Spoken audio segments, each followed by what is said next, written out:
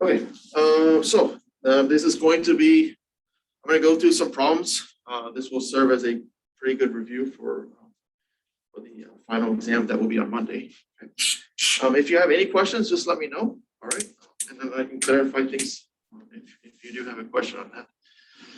All right, so let's go through these, and these will be sent out. I'll scan these and then send them out to everybody. All right, so first one.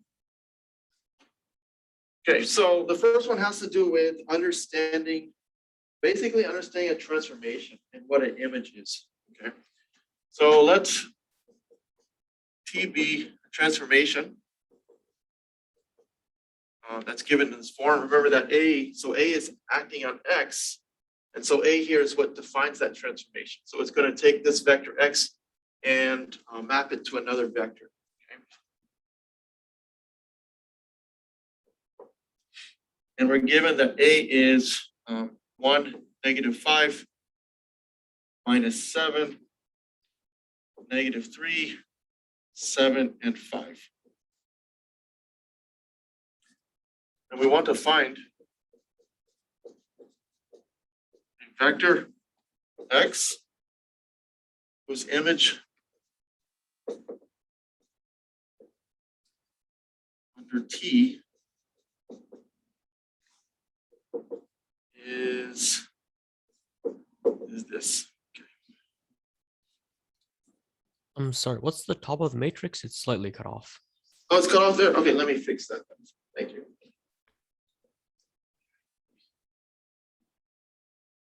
Okay, so there it is. All right, thank you. Yeah.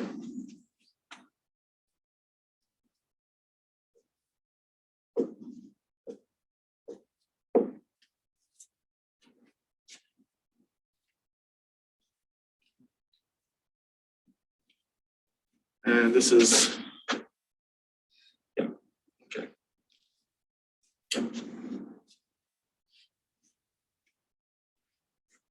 Okay, so all this is asking for is to find, it's basically finding this value, okay? Right? Trying to find out what this value is, such that when you multiply, when you take this matrix and operate on this vector, it's going to give you back this one. So really what you're looking for, right? So you have your transformation.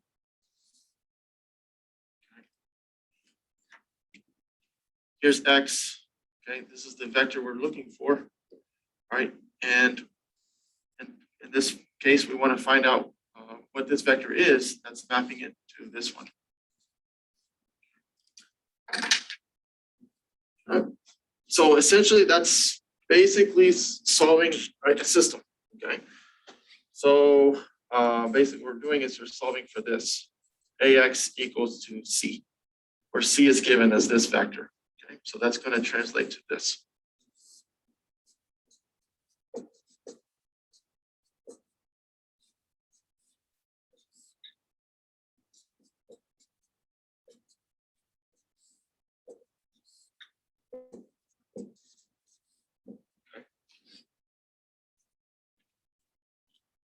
So this is right. So again, this is the vector we're trying to look for.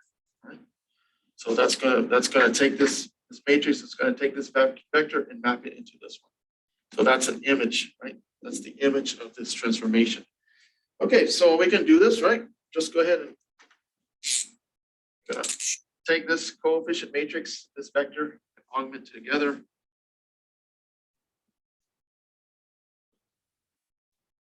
Now, on some of the problems, they may ask to show your work, like to show the REF part, okay? And that will be mentioned. That'll be mentioned in the problem if it's asking for that, okay? So we're going to assume that here. We're going to go ahead. We're going to go through those steps. Okay? So the way you solve this again, right? You have, right? We want to make this 0 using this pivot, and then from there we can go ahead and reduce it even more, right? You can use this as a pivot and make these 0. All right, so let's do that here. So the first one is we want this position to be 0. So we're going to take 3 times row 1. Okay, add it to row 2, right, and store it in row 2. So that's one of the row operations, right? That preserves the original solution to the system. Okay, so you're going to end up getting, so obviously we're not changing the first row. So we're using the first row to modify the second row. So you're taking 3 times the first and adding it to the second row, and then overriding row 2. That's what this stands for. Okay, this is the notation that's used for that row operation. Okay. All right, so when you do that, you're going to end up getting here, right, 0. Okay, this is going to be minus 15, right, and then minus 3. Okay. So minus 15, sorry, minus 15 and 7. So that's going to give us, let's see, what was it? Yeah, minus 8. Okay. The next one will be minus 21 and 5. So that's going to be minus 16. And then we have minus 21 and 5. So that's going to give us negative 8.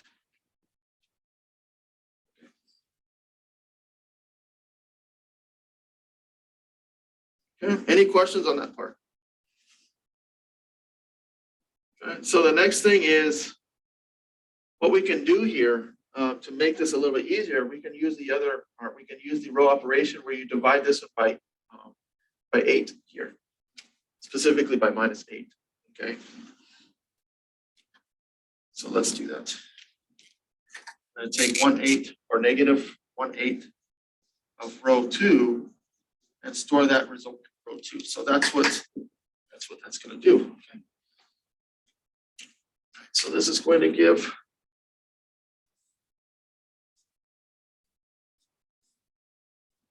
so 0, 1, 2, and then this is going to be 1. It's always easier to work with pivots, right, that are basically ones.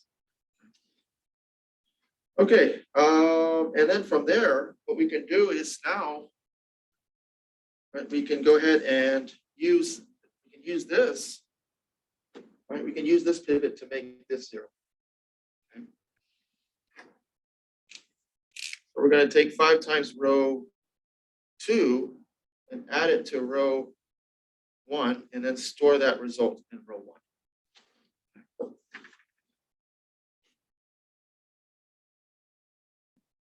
Okay, so row 2 is not going to be modified. So this is going to be, okay, this is going to be 1. We're going to get 0 here. Here we're going to get 3. Okay, and then here we're going to get 3.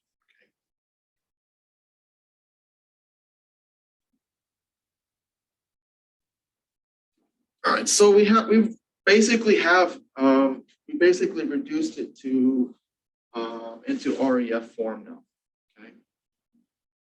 All right. Remember that means that these pivots, right, are the reduced row echelon form means that these pivot positions are 1, and those are the only non-zero values in the respective columns. Okay. So from here we can go ahead and solve the system. All right. Let's see. So based on this, right? So we have x1 here, okay? x2 and x3. So that means we have one free variable and 2 basic variables here. So we're going to so x3 is going to be a free variable.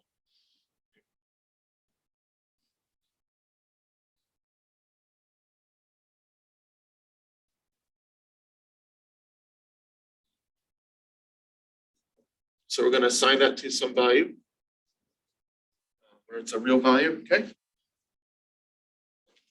And then from there, we can go ahead and use, we can go ahead and solve for x2, right, in terms of the free variable, and the same thing with x1. So, okay, so from here, x2, right, we have x2 plus 2 times x3 equals to 1. So this, we said that x3 was t, so this is just going to be x2 plus 2 times t equals to 1. And so therefore, x2 is going to be 1 minus 2t. And then same thing for x1, right? x1, from here we have 0 times x2, which is just 0, and then 3 times x3. And that's going to be equal to 3. Okay. And we know that x3 is t, so x1 is going to be 3 minus 3t.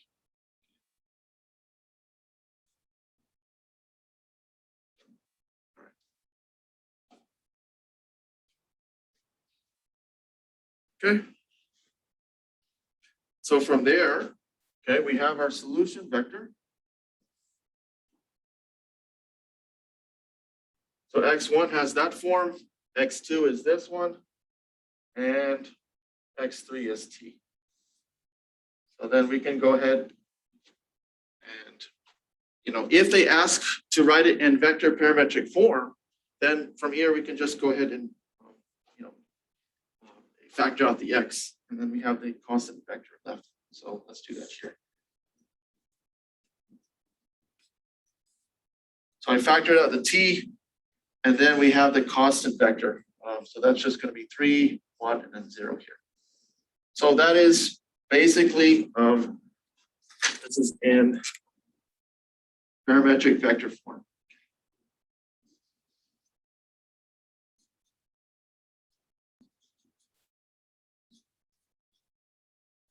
Or vector parametric form, however you want to say it. All right.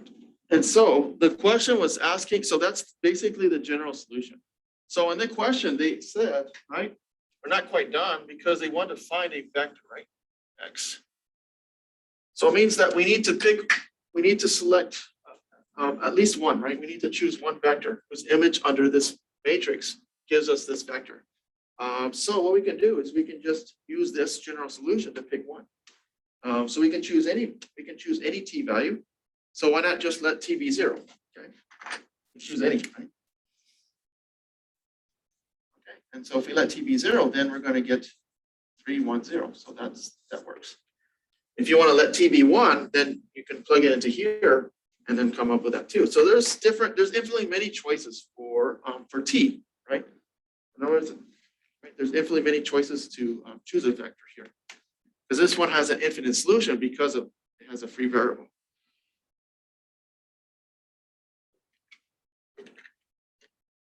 Okay. Any questions on that?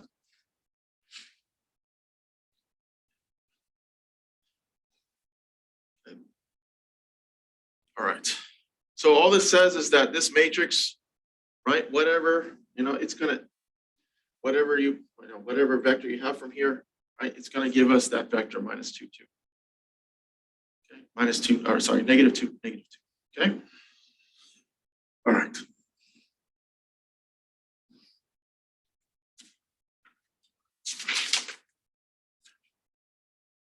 Okay. Let's look at number 2 here. So number 2 has to do with this, or relates to the span.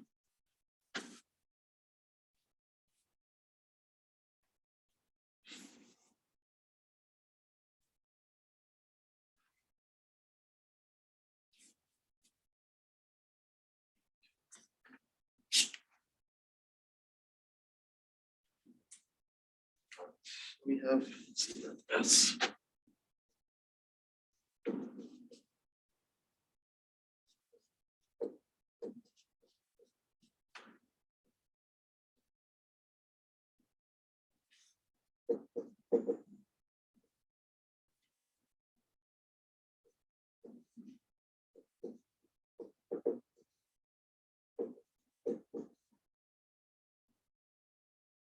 Okay, determine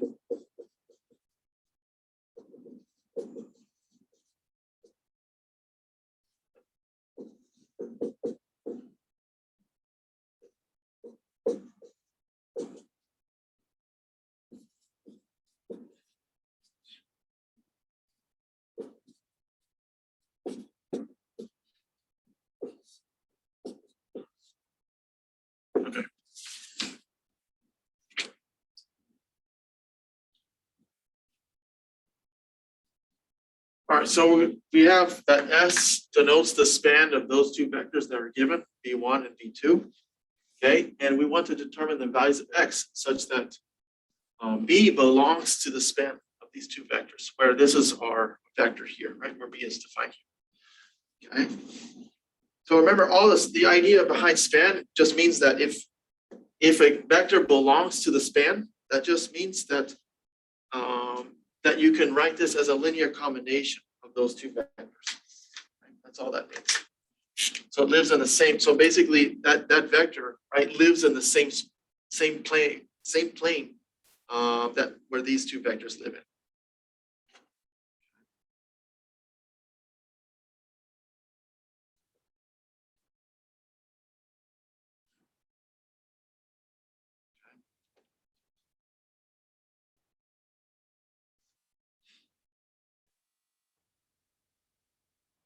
So so a vector, let's use B since we're using that. So B belongs to the span. That implies that B can be written as a linear combination of V1 and V2.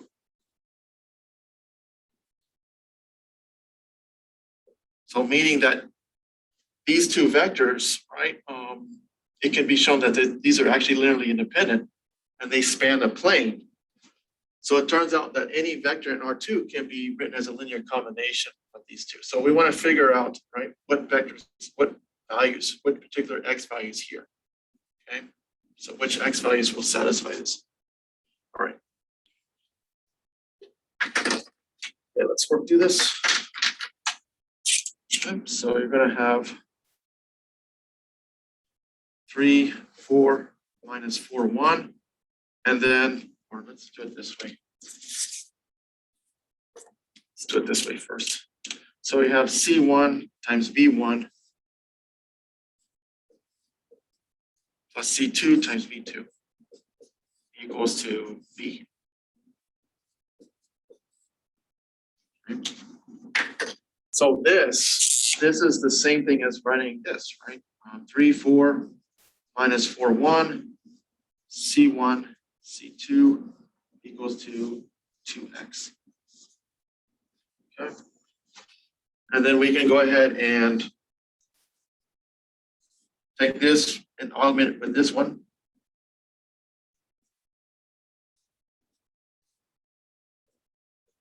Okay. So it doesn't matter whether you put, it doesn't matter if you can switch these around if you want. It doesn't make a difference. Okay.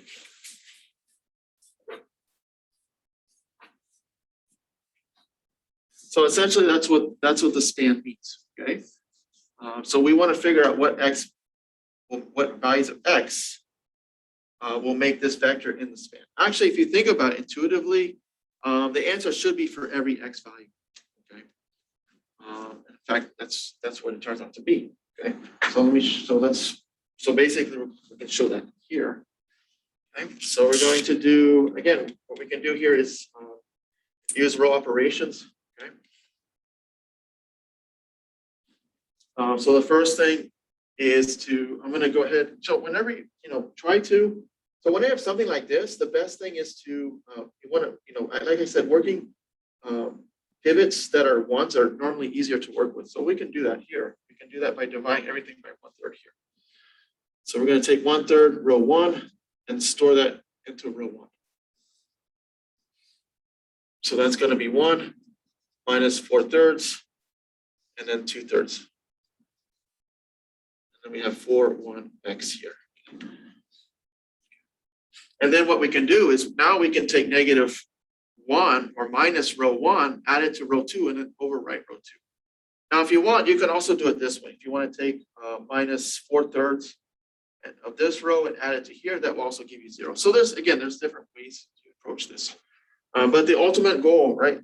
Ultimately, you want to make this 0 somehow using the row operations. Okay. So doing that is not unique. There's different ways to do that. Okay. So we're going to have 1 minus, So we're going to take row 2. We're going to take, row 1, so minus row 1, add it to row 2 and store the result in row 2.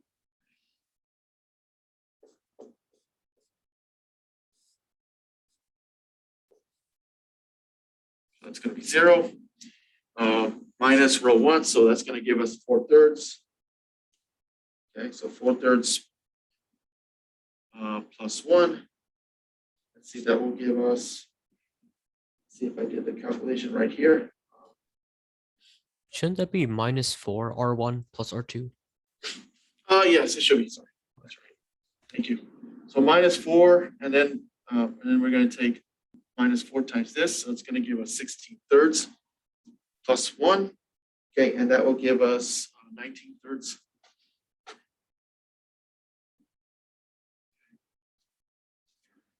And then for the last one, we're going to end up getting minus 8/3 plus x.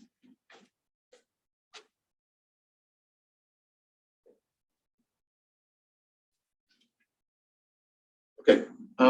Yep. So that's our. Okay. So some of the, like I said, some of the problems will ask you to show the row operations. Okay. It will be listed in there. Okay. That's why I'm going through it now. For the application, if there's an application problem, then you can certainly use you can certainly use that. It will specify. Okay. So you have to know how to do, like this one, right? So this one you couldn't do, right? I mean, you can't do this on your calculator because of the variable here. So you have to know how to do row operations in any case.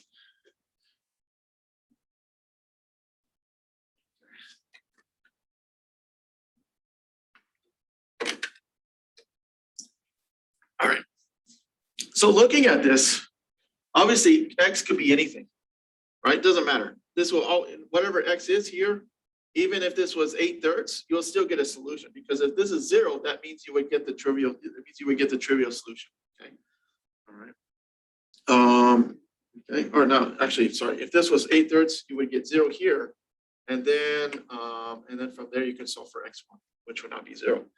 Okay. X1 will turn out to be 2/3. So in any case, it turns out that x can be any value, which is intuitively what we expect. Okay.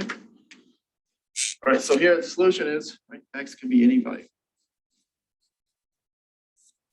any real number. Okay. Because again, if you think about the concepts that we mentioned here, V1 and V2 are literally independent, and they actually, from this example, or if you do the same problem with some generic vector, you see they span a plane. Okay, so they actually span R2, and they're literally independent. Those two conditions make this a basis. So this is actually a non-standard basis for R2. So that means that any vector in R2 can be represented as a linear combination of V1 and V2. Okay, so it's not surprising that x can be any value. Okay. Okay. All right.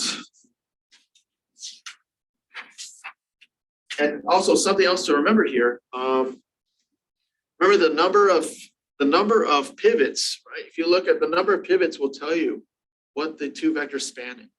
Okay. All right. So if there's a pivot in every row, that means, and if there's m rows, that means the collection of vectors span R of m. Okay. Okay. Okay. All right. So next problem here. So for this problem, so all we have to go to is like where we left off at the. Yes. Okay, so we can just leave our answer in that form. Yeah, because we're trying to figure out, right? We're trying to see if there's a solution to this. Now, let's say this is 0. Then we know that, okay, assume, so let me write this down. Assuming that we have this, right? Let's assume that we end up, just hypothetically, let's say we had this. Instead of 19/3, let's say we had 0. Then now we have to see, okay, what values of x makes sense for this? Well, if x was, let's say if x was 8/3, then you're going to get 0, you're going to get a row of zeros here, which tells you that in that case, it's going to give you a solution. Okay, 0 times some value will be 0. Okay, but any other x is not going to work, right? If x was 1, you see, then you get something besides 0 here. So if it was like this, then the answer to this question would be X, or you'd say, you can say it this way, for all X except X equals to 8/3.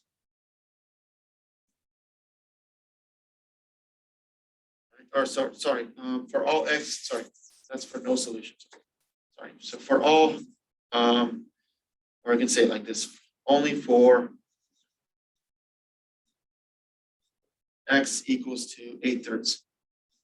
Yeah, so only for this value of 8/3, you will get a solution for this, okay? So that would be the solution if it, let's say hypothetically, you get to this point. So you have to carefully look at what, you have to make sense out of the equation here. Okay, in this case, you can obviously tell that it's going to be no matter what X here, you're always going to get a solution. Okay, do you see that? Okay, yeah, that makes sense. Thank you. Yeah. So it's all about looking here. It's all about this position right here. You want to make sure that you get it into at least into echelon form. Okay, it's all about this pivot. What is this pivot doing? Okay. All right.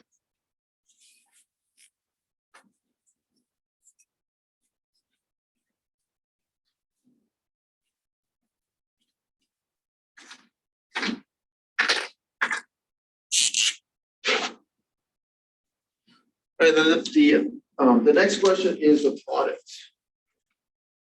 Find the product BB.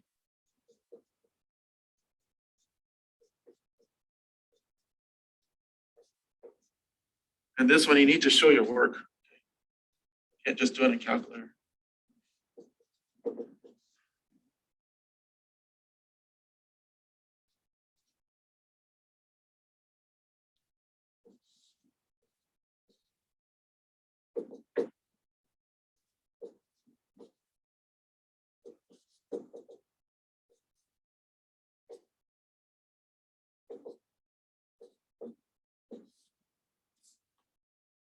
Okay.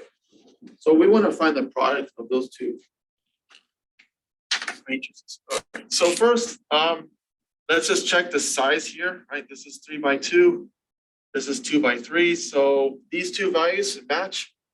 And so this is compatible, right? And so therefore, we're going to end up getting a 3×3 matrix out of this. Okay. 2 by, hold on, did I do that right? 3×2. Did I write down this wrong? Yeah, that's right. Okay.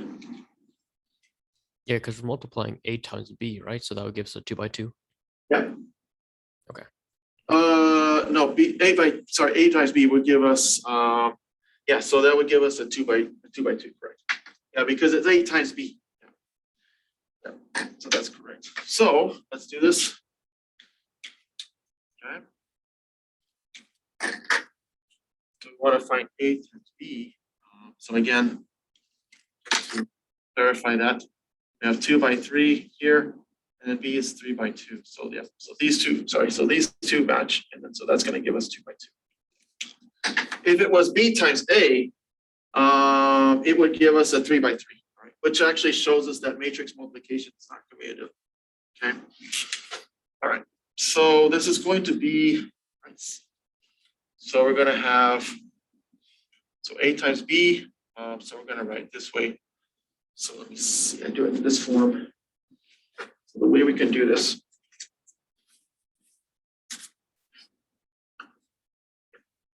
Make some more space here.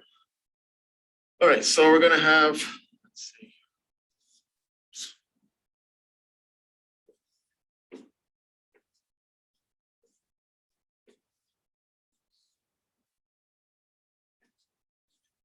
Okay, and then we're going to, next one we have this.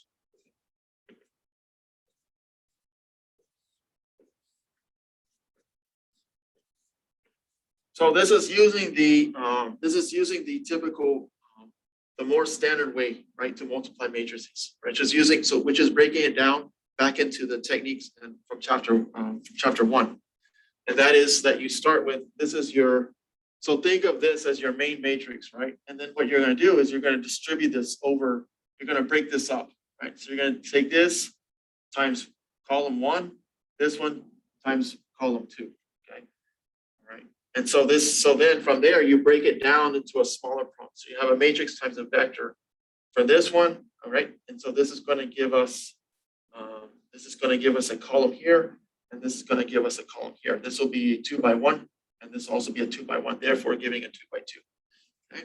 So it's important. This is, like I said, this is the more usual way. This is the way they do matrix multiplication in the higher order, in higher level math.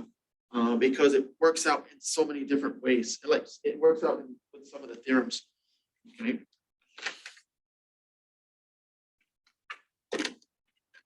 And to understand a lot of those theorems in chapter 2, you have to, uses this kind of idea. Okay.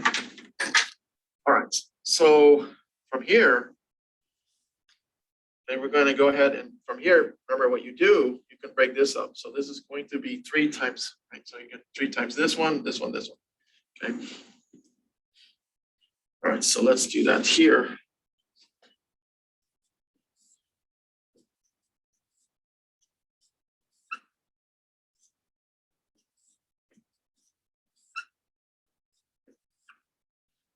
So this is all this right here, this part. Okay. And then this part over here, right, doing the same thing, same kind of thing here. You're going to get 0 times 1, 3, plus 1 times 3, 0, plus 5 times negative 1, 5. Okay. So this is using, again, this is breaking it down into for those techniques, from chapter 1, right? You're breaking it down, taking this, breaking it down into this part, into these, right? Okay, so you're taking, so basically they're just separating it out. All right, so now from here, this is so basically broken up into a scalar and or multiple scalar, right? Multiple of these vectors. So you're going to have 3, 6. I'll just go ahead and add them up. So you're going to have 3 minus 3, which is 0, and then 0 here. Okay, this will be 9 minus, this will be 0, this will be 9. Okay, so that's like I said in the beginning, that's going to give us a 2 by 1. And the next one is going to be, you have 0, 0, 3, and minus 5. So that's going to be minus 2, and 0, 0, and then we get 25 there. And there's the answer. Okay. So make sure, you do it this way because they're looking to see whether you really truly understand matrix multiplication, okay, which is actually this proper form. I know there's other ways to do it, but that's kind of like not a good way. I wouldn't say it's good. I would say it's kind of like it's not used that often in other maths. Okay, it's better to understand this way. Okay. Right. So this is the way they want it to be. This is what they're looking for. Okay. All right. Any questions on that? So again, right, you just take this matrix, whichever comes first, right? So in this case, AB, so you're taking this. So basically what this is just a transformation or just setting up the transformation matrix. So you're taking this and operating on this one, taking this matrix, operating this vector. That's what you see here. Okay, so you're transforming these, okay? All right. And then you can break these further down.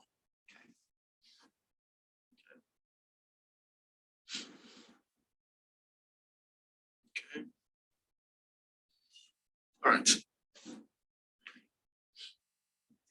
So this was from 2.1, all right?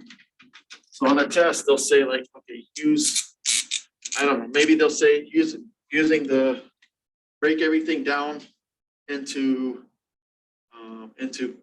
the chapter 1 material, chapter 1 technique.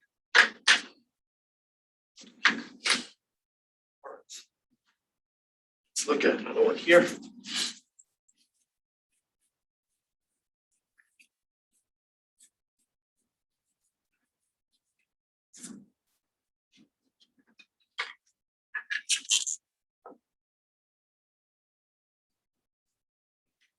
Okay, number 4.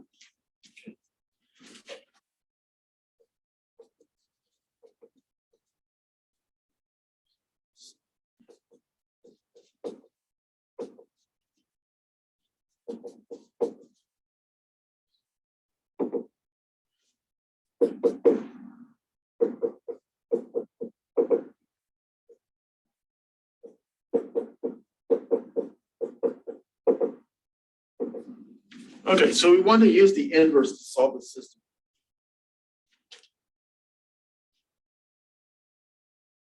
All right, so okay, again, we're going to go ahead and form our coefficient matrix. 8, 5, 6, 4, and then we're going to augment these this.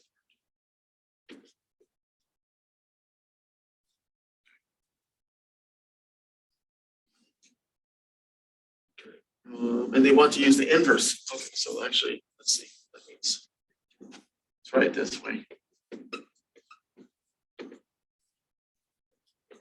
So we need to use the inverse, not use row operations here. Okay, so basically we have, right, so we have A here.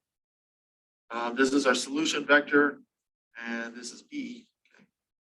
So again,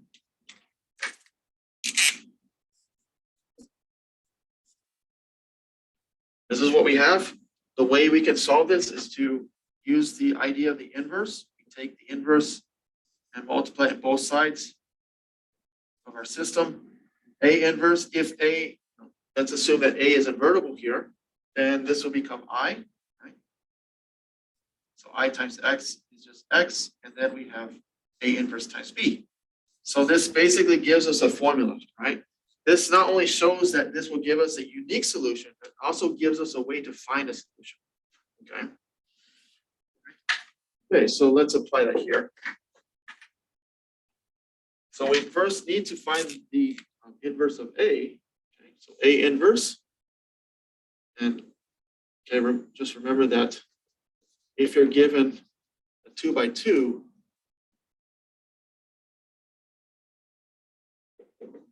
then A inverse is basically 1 over the determinant of A times this. So you switch these around, A and B, and then you take the negatives of the off diagonal.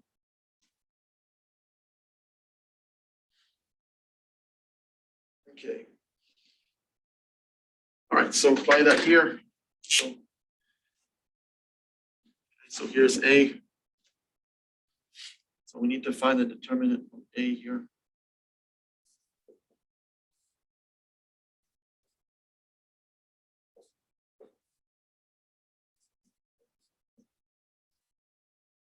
And for 2 by 2, remember the determinant is just, it's going to be this one. Okay. It's A times D minus BC.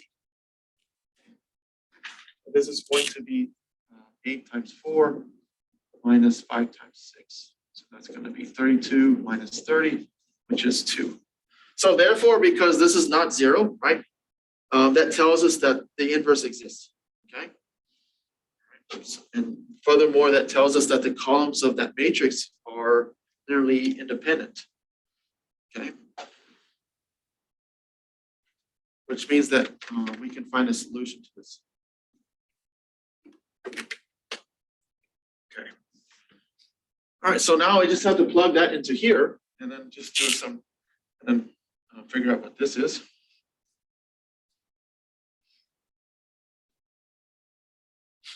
So A inverse is going to be 1 over 2 times, I'm going to switch these around and then take the negative.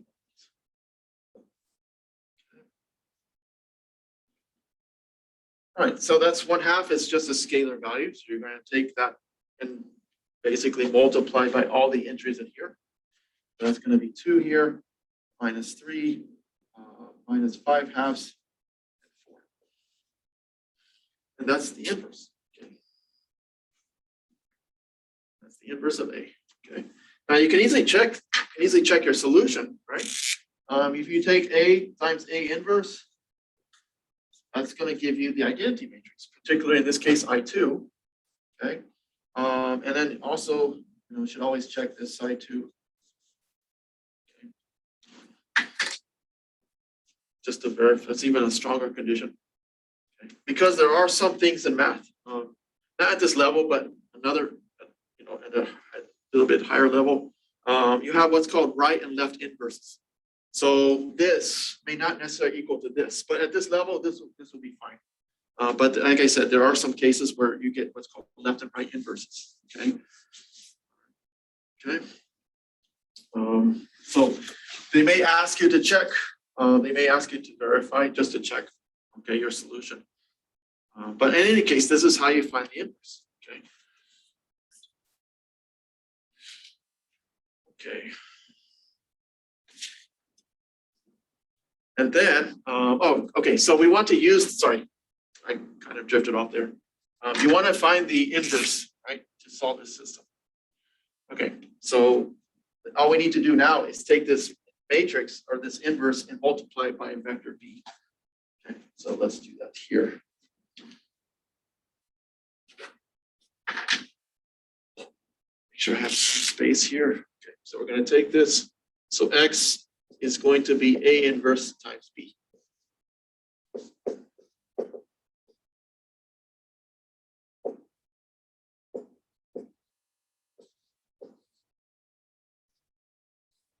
And b was given, right? So b is here, 2 minus 1.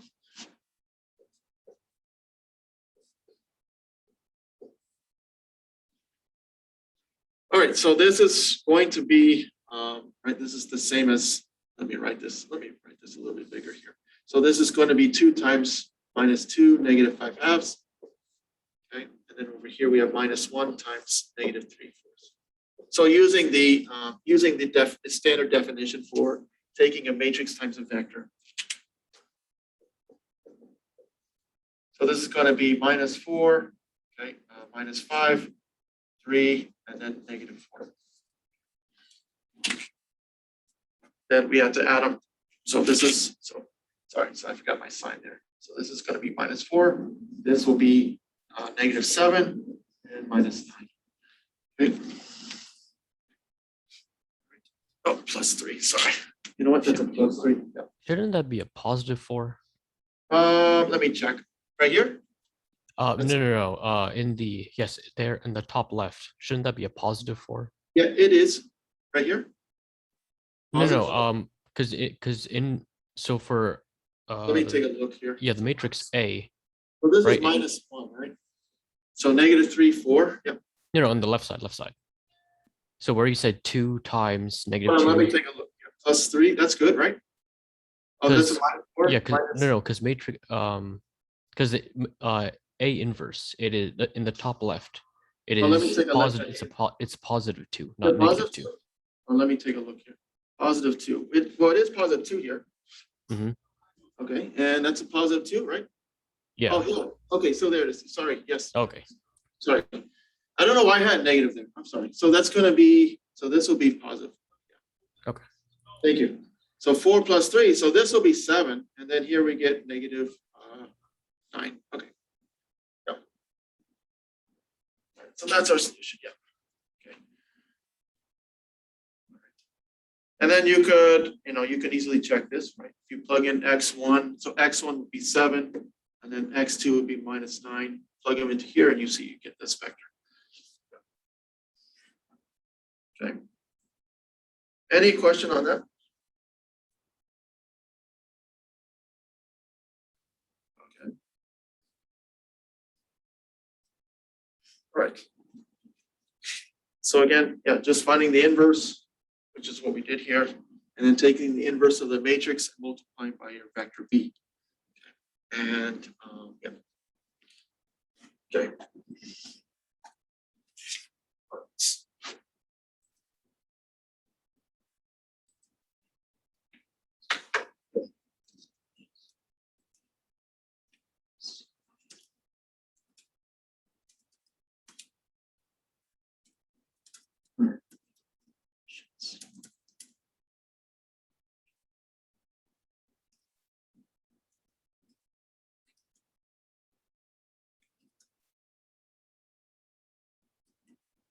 Okay. Let's see.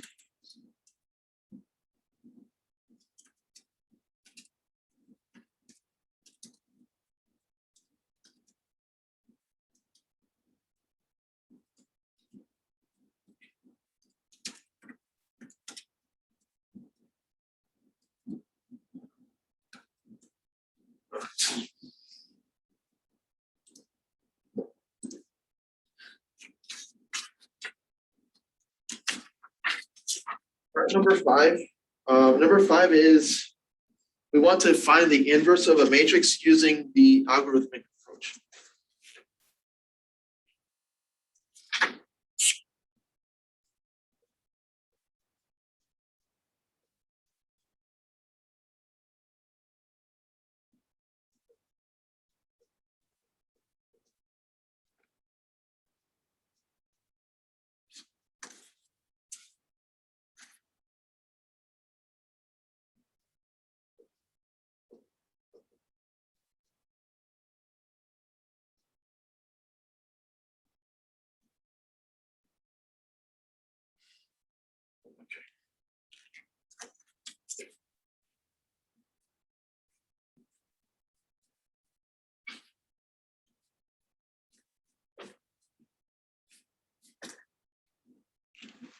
And our matrix given here is 1, 2, 4, and 7.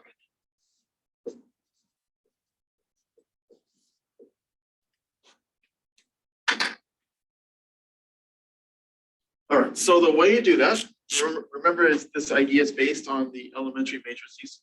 So you take your matrix A, augment it with the identity matrix, and then you go through this, apply the row operations, and from there you're going to end up getting, assuming that A is invertible, you're going to end up getting the identity matrix here, and whatever you get here is going to be A inverse.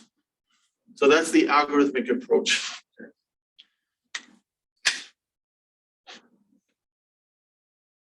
Okay. All right, so let's do that.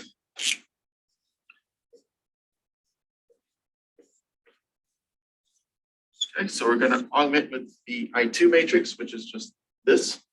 Okay. Okay, and then we go through. First thing is that we want to multiply. We want to take this, multiply first row with -4, add it to second row.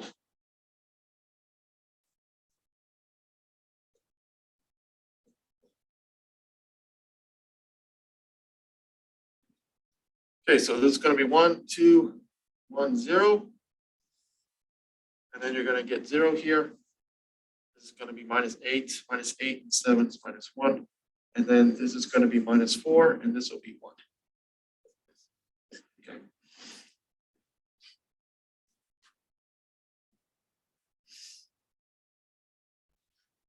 Okay, next thing is to, again, our goal is to we want to make this into the identity matrix. So what we can do here is go ahead and divide by a negative here. So minus row 2, or just multiply by a negative or divide by negative, whichever. And then we're going to store that in row 2.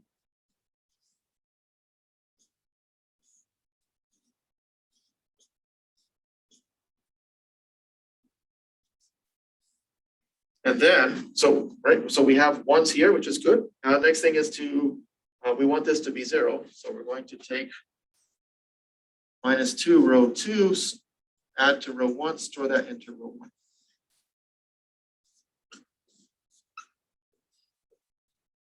So this is going to be 1, this is going to be 0. So this will be -7. And then here we have 2 here.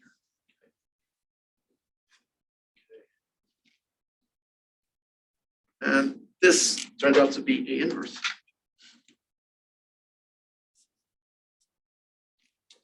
And again, you can check that. If you take the A inverse multiplied by A, you'll get the identity matrix.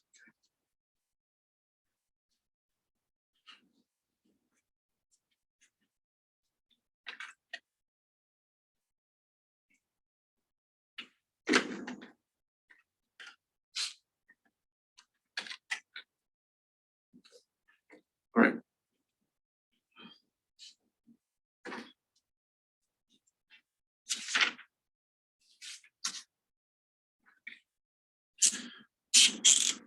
Okay, the next problem is involving finding the LU factorization for a given matrix.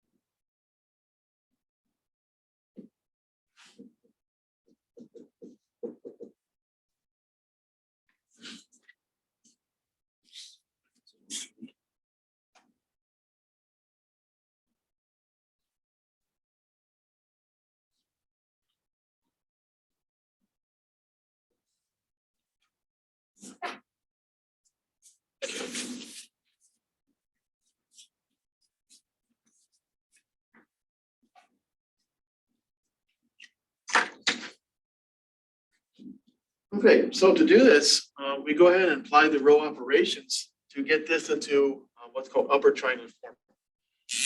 So we start with multiplying row 1 with minus row 1, and we're going to take that, minus 2, because we want to get 0 here. So we take minus 2, this row 1, add it to row 2, store the result in row 2.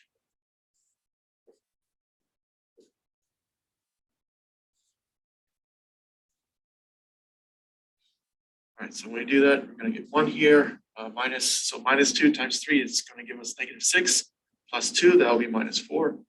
And then we can go ahead and take care of this one. Okay, make this 0. So we take minus 3 times row 1, add it to row 3, store that result in row 3. Okay, so that's going to give us 0 here.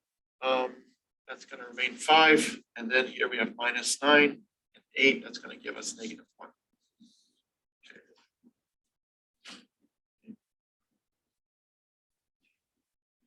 And then we need to make this 0.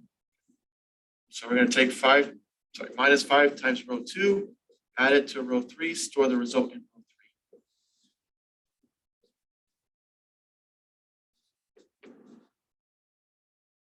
Okay. So that's going to be 0 here, and we have 20 minus 1, so that's going to be 19. Okay. All right. I think, let me just double check, make sure my signs are correct. Yep. Okay. So that is right. So applying those row operations, right? You're making these, right? You want to make these 0 using those row operations, and so that will give us the upper triangle form. So that's you. Okay. And so then from there, whichever values you used, right, to create U. So remember the row operations to do this. These are the specific row operations that you have to use to do this. Okay. So looking here, right, first one we had -2, second one we had -3, and then -5. So those are going to be used to create L. So L turns out to be this. Okay, remember that L is, in this case, we're assuming that there's ones in a diagonal, and then so the first one is -2. So remember, based on the way this was derived using the elementary matrices, you take the opposites. Okay, so 2, 3, and then 5. So that is L. So if you take this matrix times U, you'll get back A. Okay.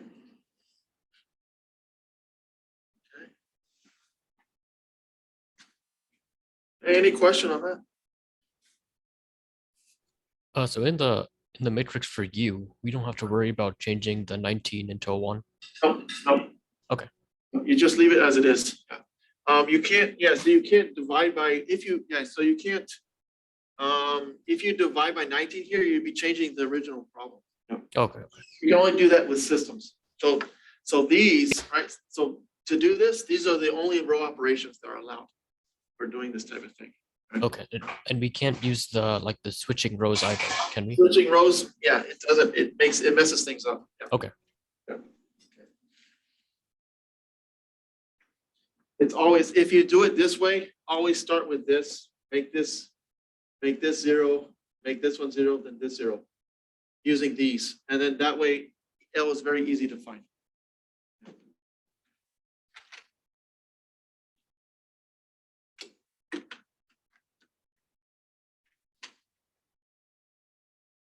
Now there are other ways, if you remember, so if you did, for octave, I mean, this is not a unique representation. There are other forms of this, but if you remember in one of the octave assignments where you had to do LU, if you notice that L didn't have ones here, because they're using another algorithm. Okay, so they're using a different technique. So a lot of these techniques that we do on here, like, manually, that's not how it works with software. Okay, it's using a entirely different approach.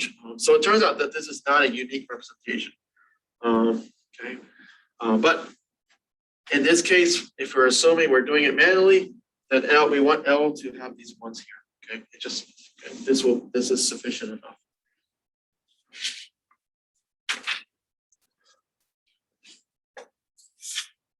All right. Let's do the next one. Okay, number seven. Number seven is finding the has to do with finding the basis for the column space and null space.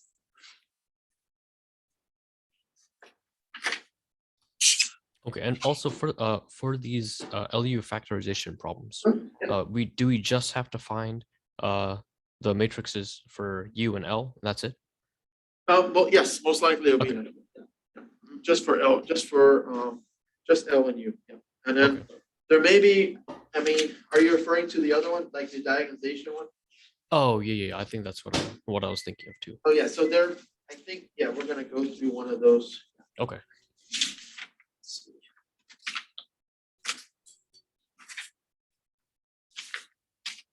Yeah, so there's one of those two. Okay, so in this case, we're gonna let A be equal to this matrix.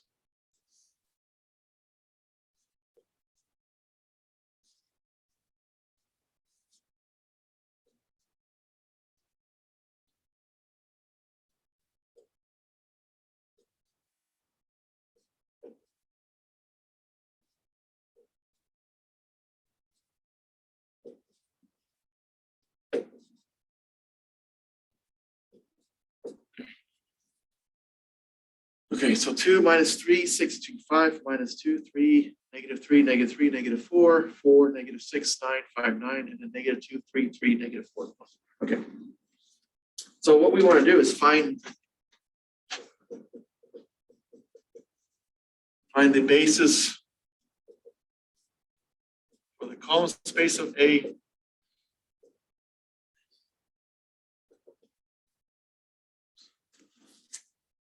Find the basis for the null space.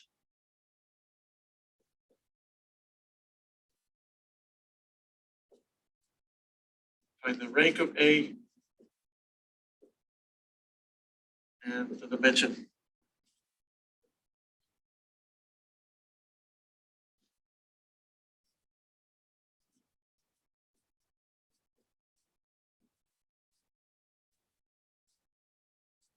The dimensions for null space of A and column space of A. So let me just briefly go through, just general, briefly remind you of what these are. So the column space of a system or of the matrix is basically if you have like AX equals to B, okay, then whatever vector you have here, if you put in a vector there, and if it has a solution, that just means that B is in the column space of A. Again, it's just the same. It's the same idea as B belonging to the span of the vector of the column vectors. It's just using a different terminology. Okay. And also the column space. It can be shown that each of the columns of A are also in the column space. I think I proved that in one of the videos. I said that in one of the videos on Canvas. Okay. So the column space, it depends on whether or not you can write that. So if you say, sorry, let me back up.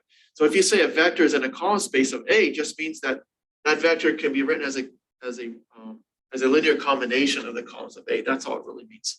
Okay. And then the null space, okay, the null space has to do with this vector, right? So whatever this vector is, right, whatever vector gets mapped to the 0 vector, then that's the null space. Okay. So it's basically the solution to the homogeneous system AX equal to 0. Okay. Okay. And then the rank has to do with the number of, that's basically the number of pivots. Okay. And the dimension, okay, so the dimension of the null space is, so the dimension of the null space is not the rank, right? It is the number, so this depends on the number of free variables. Okay. All right. This one is the dimension of column space is the rank of the matrix. Okay, so there's a formula that says that so this is this is equal to the number of free variables. So therefore, if you take that and subtract from the number of columns of that matrix, that will give you the dimension of the column space. okay, which turns out to be the rank, right? So, okay. All right, so let's go through these. So this type of problem you can use, definitely you can use your calculator here. So I'll just write that here. Use calculator for REF.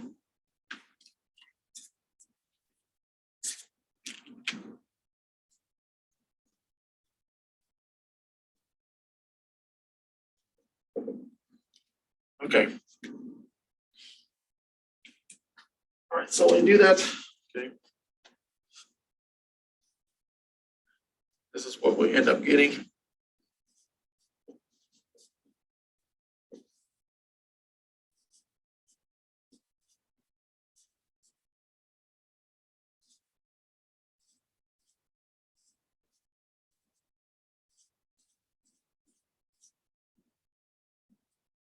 Okay. Let's see, let's make sure I got all my columns correct here. Okay. So from now, actually from here, let's first find the null space. Okay.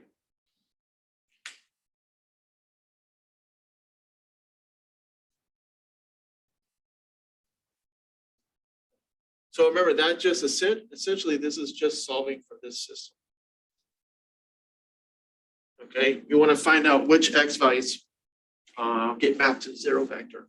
Okay, so this is just taking this and augmenting the zero vector.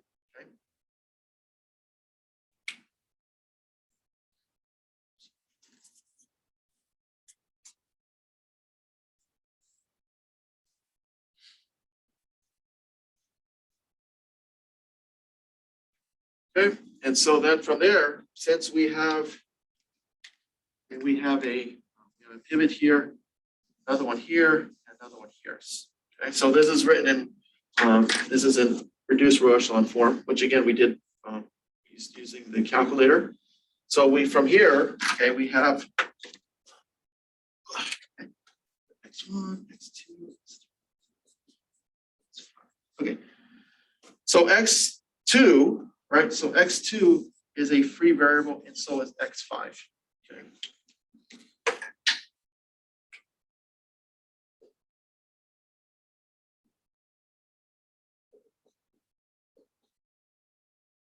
All right, so we're going to let x5 be equal to, I'll say s. Where s is some real number. Okay. Again, it's a free variable, right? Okay, and for x2, we're going to let that be equal to r. R is some real number. Okay. Okay, from there we can solve. We can go ahead and solve for x4, x3, and x1, which are the basic variables. So, okay, so we're going to get for x4 is going to be equal to minus 3 times. So I'll write it this way.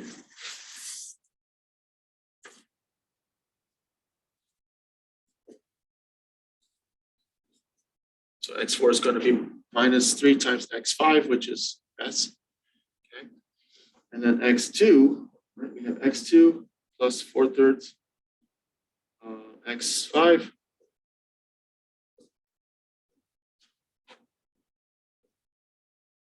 Which again is, we get minus 4/3 times s.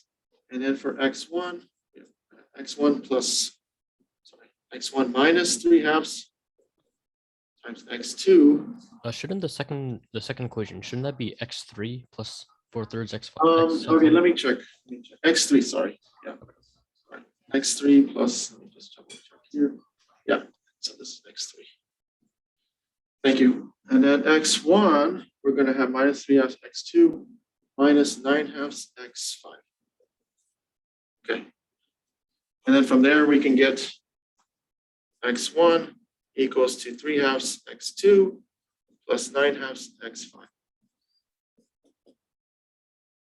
And x2 we said was r, and x of 5 is s. All right, so from there, okay, we can go ahead and construct our solution. So x1, we have 3/2 r plus 9/2 s. X2 was our free variable. X3, we have minus 4/3 s.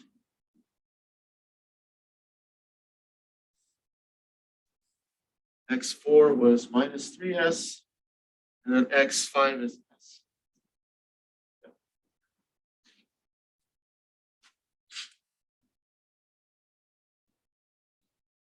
And then we can go ahead and write it in parametric form.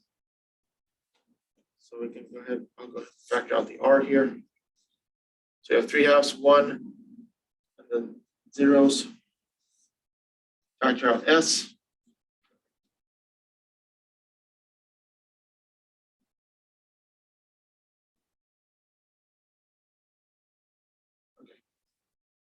So this, right, so this represents, this is just a parametric representation of the null space, okay, the vector parametric form.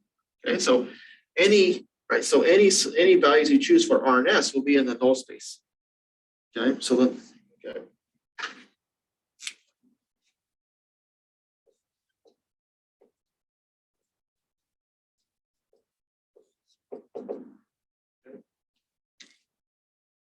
So yeah, so the null space, this is the null space of that matrix. Okay, but they're asking for the basis. All right, so these two vectors form the basis, right? Because again, going back earlier, right, to a principle in chapter, I think it was 4.1, if I remember. Yeah, 4.1. They give you, there was some problem like this. They give you this.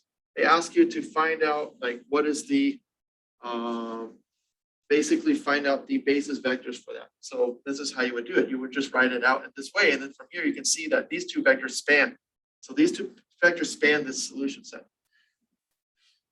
Okay. And in fact, if you check, you can see that you can easily check this, if these are linearly independent, right? And they span the solution set, as you can obviously see here. Okay. So therefore they form, right? They're linearly independent and they span the null space. Therefore, this is the basis for that. Okay.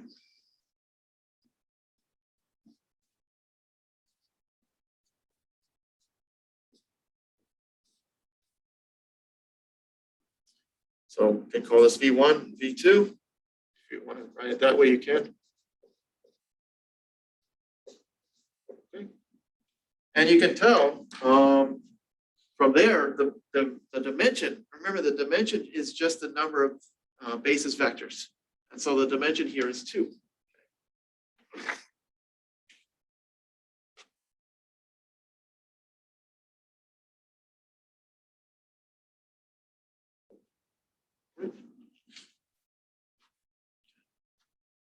Oops.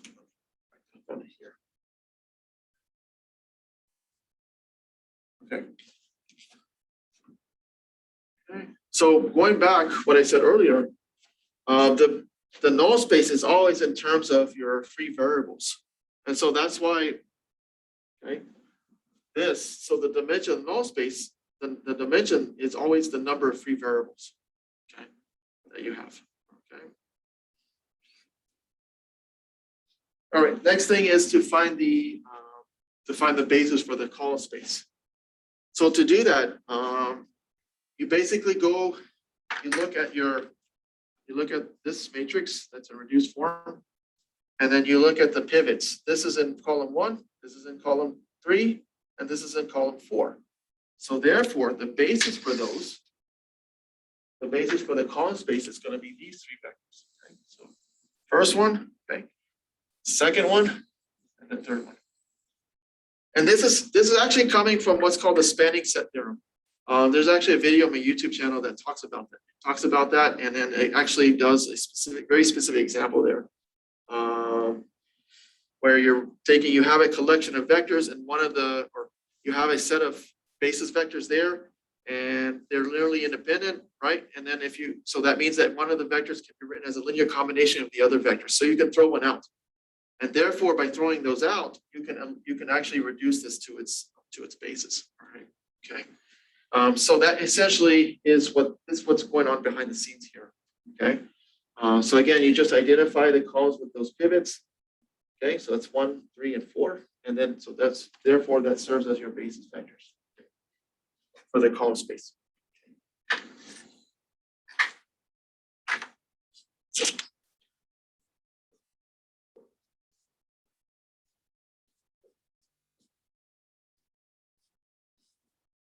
So that's going to be 2, -2, 4, and -2.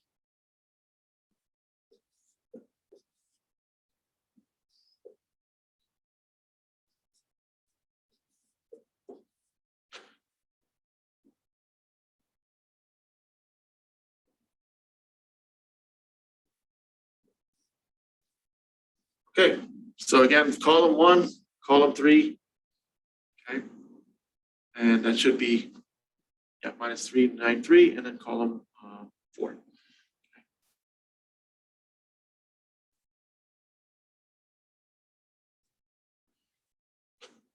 Okay, and the dimension, okay, the dimension is just the number of it's the number of pivots. Which in this case is 3. So if you take the dimension of the column space and the dimension of null space, it should add up to the number of columns. Okay.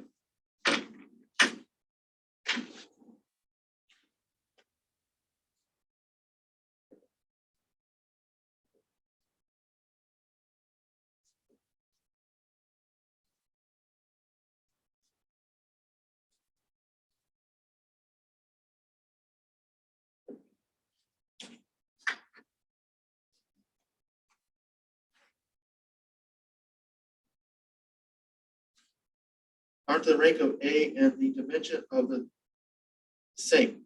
Yeah, it is the same. The nullity, yes. So nullity is the dimension. Yeah, no. Sometimes you have to be careful with the word nullity, though.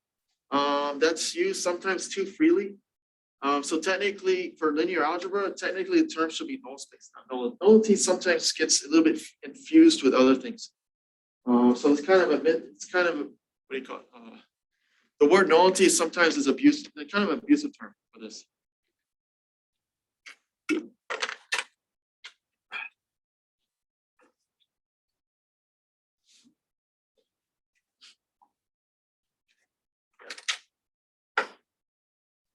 Yeah, but again, yeah. So the column space, the rank and the dimension of the column space is the same. So sometimes in some books they'll write rank here, or sometimes they'll say dimension.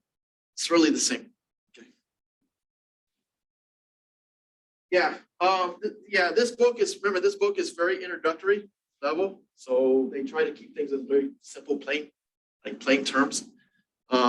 But sometimes those terms can be abused. Yeah. But in this sense, it's okay. If you want to use the term nullity, that's fine. That's okay. All right, no problem. Okay, if we're talking within the linear algebra realm. Okay. All right. Okay. And so yeah, the rank.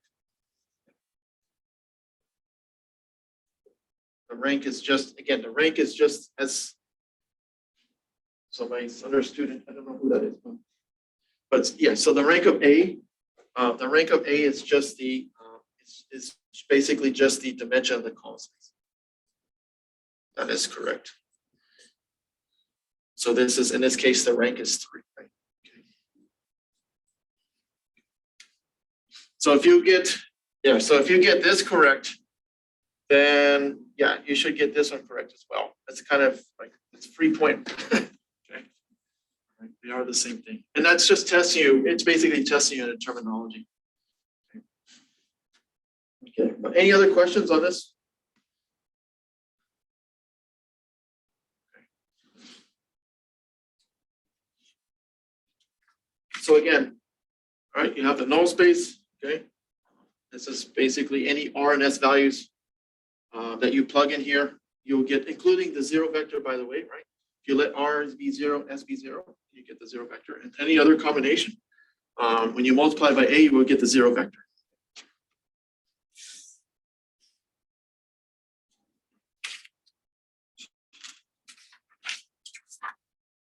Let's see.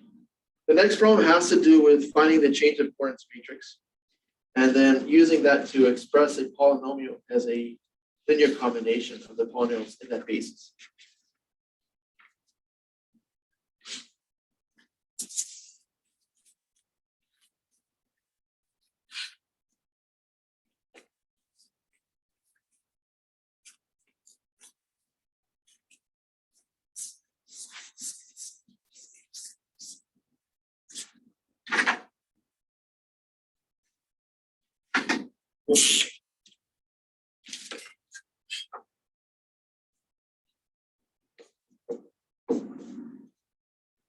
So P2, again, that just means the collection of polynomials that are or that have degree 2 or less.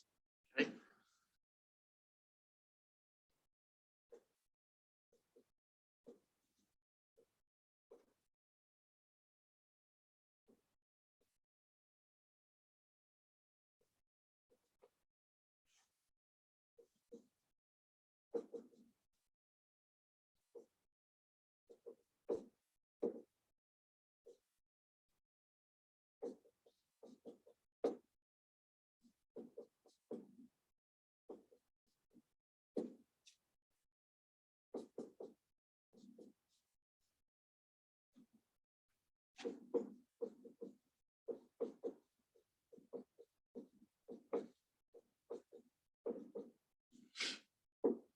Okay, so we're going to find the change of coordinates matrix going from that non-standard basis to the standard. Then, okay, and we're going to express. We're going to take this polynomial and write that as a linear combination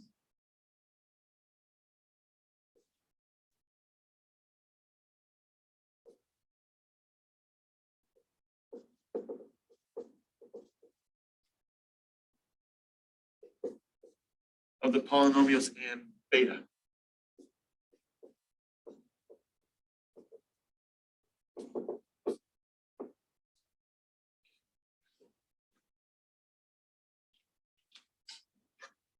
Okay, so this is using the concepts from, I think it's 4.6 or 4.7. I know in the 5th edition, I think it's 4.7, but in the new edition, they kind of, I think they merged 2 of the sections together. But in any case, what you're going to do, right? So the idea is first to figure out what this is. We need to find the change of coordinates matrix. So that involves, right? Basically, you're taking the two basis vectors, the two collection, right? The two collections and augmenting them together. Okay. All right. So when you go from, so we want to go from, in this case, we're going from this basis to the standard. Okay. So when you're going from there to there, whichever one you're converting to goes on the left-hand side. Okay. And again, that is the reason for that. The reason this works is described. Actually, if you look through the notes, I kind of go through an example of why this is working. Okay, and then from here, each of these you want to use the isomorphism property to convert those into vector form. So, so we're going to assume that start off with constant, and then we have the coefficient for t, and then for t squared. So this one's going to be 1. The next one, we don't have a t there, so we just put 0 and then 2. Okay? If you want to switch this around, that's fine. The order here doesn't matter. Okay? It's gonna, as long as you know, right? As long as you interpret it correctly. And that should be -2, right? Yes, this should be negative. Okay, thank you. And then 2, 0, actually not 0. This is going to be 1 and then 0. And then we have 1, 2, and then 0. Okay. Shouldn't that be 2, 1, and then 1? Is there 1 here? Oh, sorry. Yeah, t squared. Yeah. So you're always the one you're converting. This is the collection of basis vectors you're coming from and then converting to. So going from here to here, always in that form. In fact, if the notation basically tells you that we're looking for this. So let's call this S for the standard. So this is the notation that a lot of the textbooks use, including the textbook we're using. So this kind of tells you it's, they're using this because it kind of tells you how to create this form. So you have beta on this side, and then you have the standard on this side. So you're going from here to here. Okay, and then from here, it's already in augmented form, right? I mean, it's already in echelon form. So we don't need to do anything. Let's say, but if you're going from a non-standard to a non-standard, so this would obviously be different. Then you would just do the REF on this using your calculator. Okay, so this is already nice. Okay, this already gives us what we need.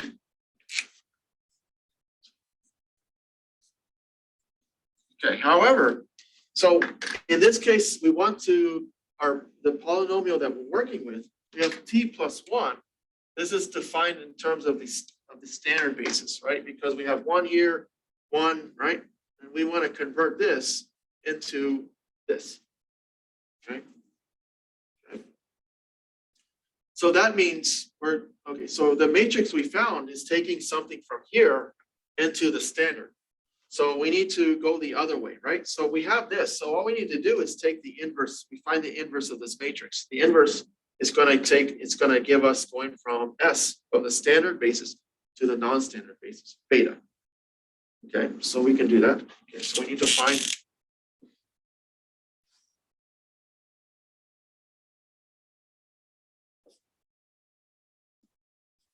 Okay, we need to go from the standard one to basis, because then that will give us the change of coordinates matrix to convert this into the basis. Okay, so we do that. So this is equivalent to finding the inverse of this matrix.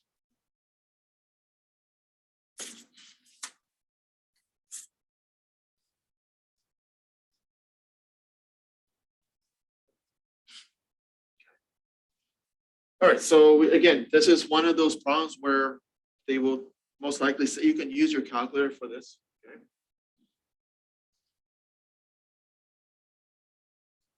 Because you only have so much time. I'm giving y'all 2 hours basically. You're only given 100 minutes, but I'll give you an extra 20 minutes.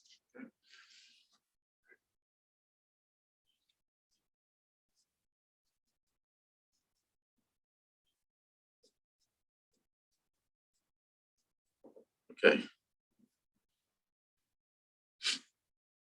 All right, so doing that, so using the calculator, come up with this.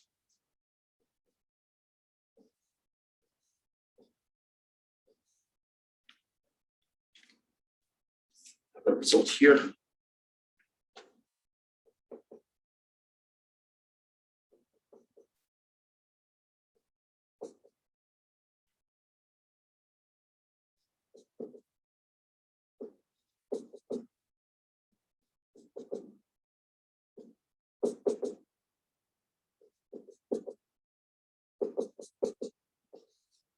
Okay, let me just double check my signs here. Make sure I'm not leaving anything out. 211 times 3. Yeah, that looks good. Okay, there's our change of coordinates matrix going from the standard to the non-standard. Okay. All right. Okay, so again, this is living in the standard basis, and we want to convert it into this. Okay. All right, so we're just going to take this matrix. Okay. In fact, I'm not going to write all that. I'll just write like this.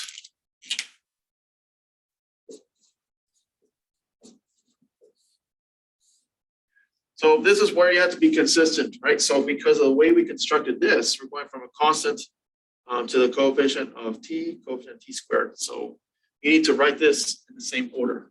Okay, so you put 1, 1, and then 0. Otherwise, if you flip this around, it's going to give you the wrong answer. Okay, so doing the calculation on that. And again, you can do this on your calculator as well. So this is going to give us 1/11, 3/11, and 4/11. So remember that gives us, so this basically gives us the weights. All right, this is giving us the weights for this. So our solution solution to this is going to be, so we have t plus 1. That can be written, right? So that can be written as a linear combination of those, of these polynomials, where these are your weights.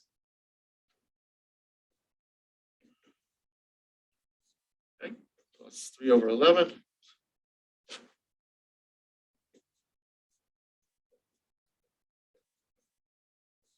And then plus 4 over 11. Okay. So so really, basically this polynomial is the same as this, just expressed differently, right? It's expressed in this terms, in this basis, or sorry, in these basis polynomials, okay? So a very useful application. And if I have time, I will send you something, like kind of like a fun problem, where it's an integral with a lot of trig, and then you can convert those functions into a different basis, and then the integral becomes much easier to do.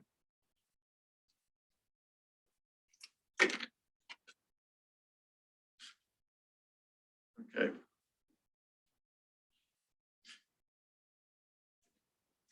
And then you can check, right, on the exam, right? If you have this problem, right, most likely they will have this problem, something like this, where you can check your result. If you expand this out, you can check, you'll get this, okay?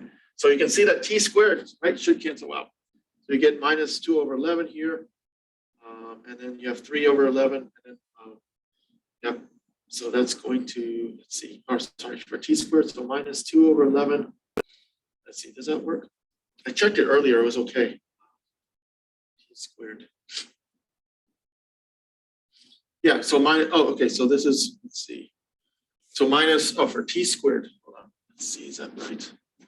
Let me take a look, let me just double check here.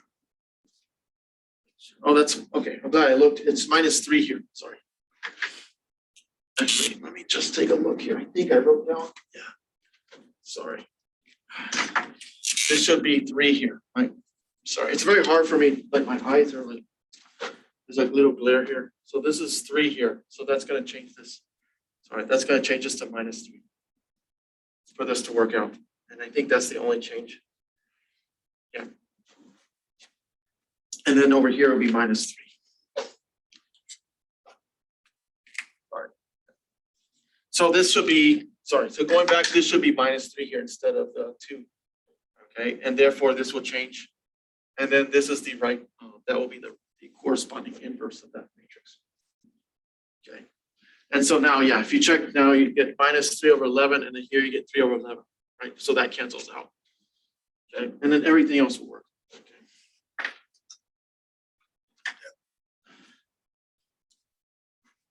Okay.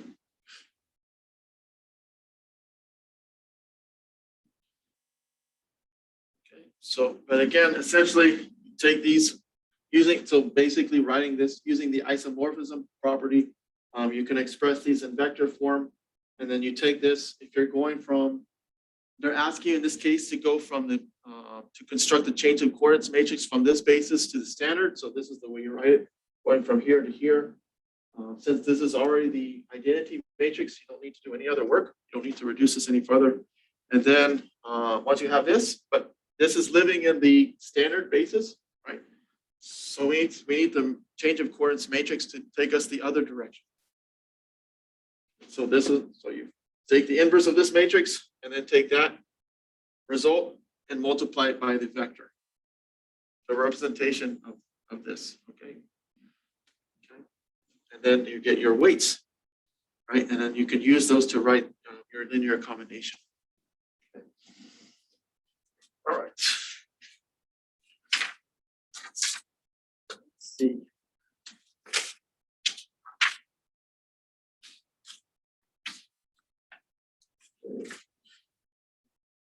The next one is also a similar type of problem, except in this case, you're given the two vectors. Okay, are you're given the linear combination of those. Okay.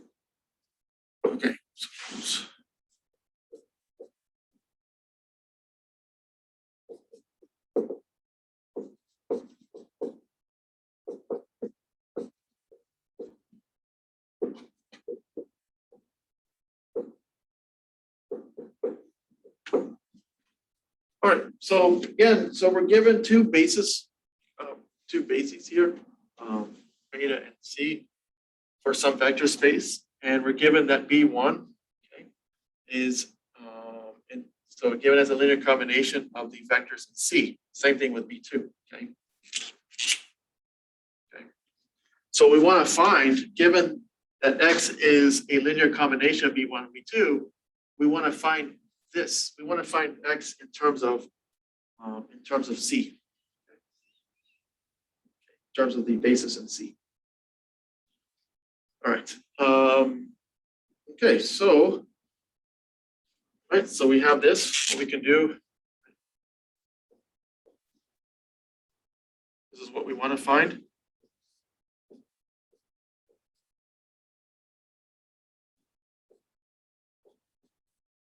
So we need to. So we have this plus here, okay? And so then from there, we can, so these, remember, these transformations are linear, right? This is, okay. So we can break this up.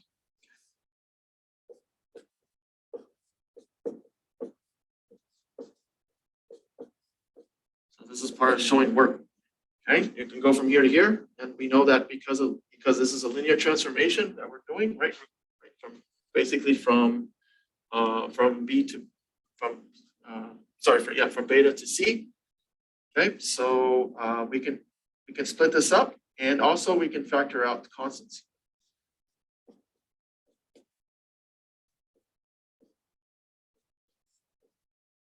Okay, so B1, okay.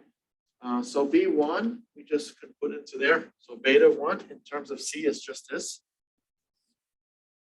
Okay, so minus. So again, this just means, this notation just means that beta, like this vector, you're using the weights, right? So these are the weights of this vector in terms of C. So the weights are going to be -1 and 4. And then for the other one, it's for B2, you have 4 and then -3. And then all you have to do is add them back together.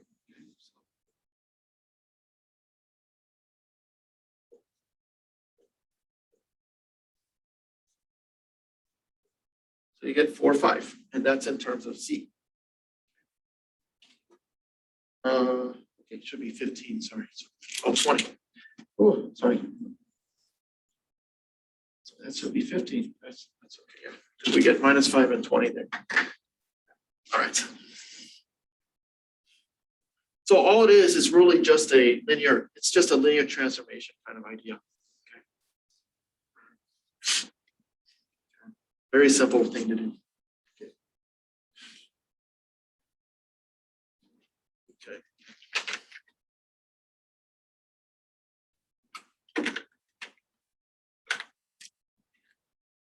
All right. Any questions on that? And again, this is in my notes. I talked a little bit. I mean, actually it's coming from in 4.6 or 4.7. They talk about this. There's even a specific example on this, and then they generalize this. Okay, you can do this for any arbitrary set of collection of vectors, and so that's where the technique we use. Right, the technique we used on the previous problem. That idea is coming from here. The other way you can do this also, which I think I showed one time, I think I showed on Monday. So let me show that here. Is that you can go ahead and just, we know that B1 is equal to this, right? And B2 is equal to this. So this is sort of an elementary way to do this problem. A very basic way to do this is just to take the vector and then, plug in B1 and B2. So you're going to take 5 times minus C1 plus 4 times C2, and then plus 5 times 4 times C1 minus 3 times C2. Okay. So again, just plugging these directly in for B1 and B2. So you're going to end up getting minus 5 times C1 plus 20 times C2 plus 20 times C1 minus 15 times C2. And then collecting like terms. Let's see. It's 15 minus 20. Let's see, did I do that right? My sign's 20 minus 15C2, yeah. Yeah, so that's going to be, yeah, okay. So this is going to give us 15C1, and then we have plus 5 times C2, which is this. Okay. Okay, well, this is the same thing as writing.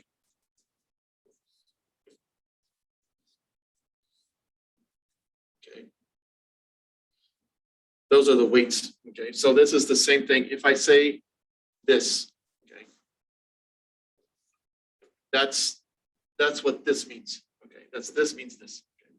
So that's x, right? X. So x in terms of the basis vector, in terms of C. So you have the weights there. Okay. Okay, so Jen, think of this as a linear combination, right? So x can be written as a linear combination of C1 and C2. Assuming that x is this, right? In terms of B1 and B2. Okay. So, but this is this is kind of the nonlinear algebra approach. Okay. So this is the way they want it. Okay. Because really this illustrates whether you understand. Again, it's just thinking about in terms of a linear transformation. So this is how they want it. Okay.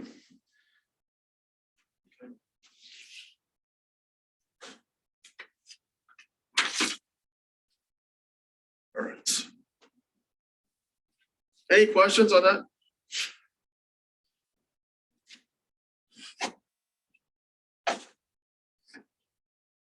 So yeah, don't do it this way, right? Okay, do it this way, all right?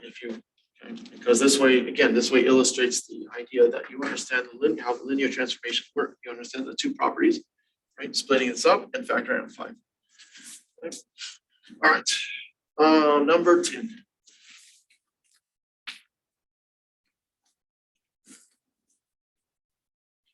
But that is a way to check your work, right? Okay.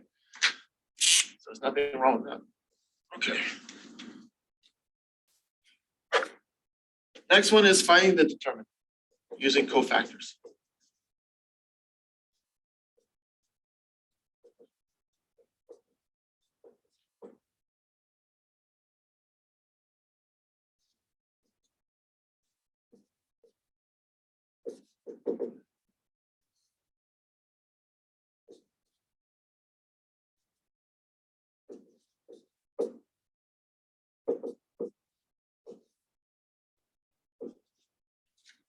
All right. So 1, 0, 3, minus 2, 4, 1, 3, minus 1, 5. Okay. So we want to find the determinant of A, where A is given this, given here, using cofactors. Okay. So remember, you want to pick the row or column that has the most zeros in it. Okay, because the zeros will make the calculation a lot easier. That's the general strategy. Okay, so we notice that we have a 0 here, so we can either use row 1 or column 2. Okay, all right. Here I'm going to use column 2. Okay.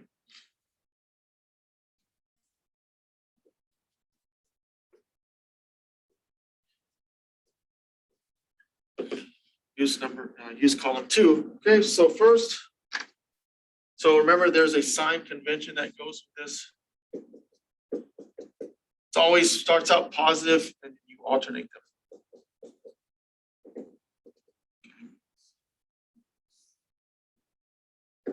Okay. So we have positive, negative here, which won't really matter, but I'll just write down here -0. And then you take the determinant of what's the matrix that's left. So we take this one and this. So you block out those, and then you're left with this matrix: -2, 1, 3, and 5. Okay. And then next one we have 4, since we're working with column 2, so we're going to work downward. The next one will be 4. So we need to shift this one downward.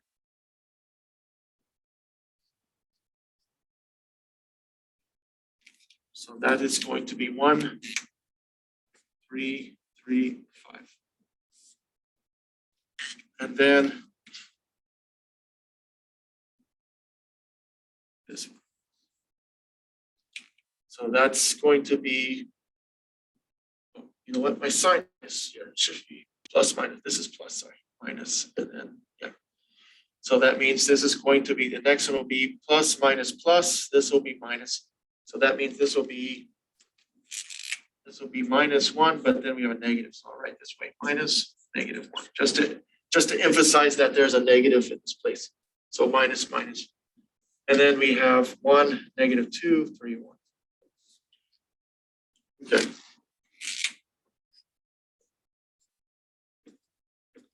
So this is all 0, okay? Again, that's why we want to choose the row or column with the most zeros, because it makes the calculation a lot easier. There's less steps involved. And then here we have, this is going to be, again, so this will be 5 minus 9. Then we have plus 1 times 1 minus a -6.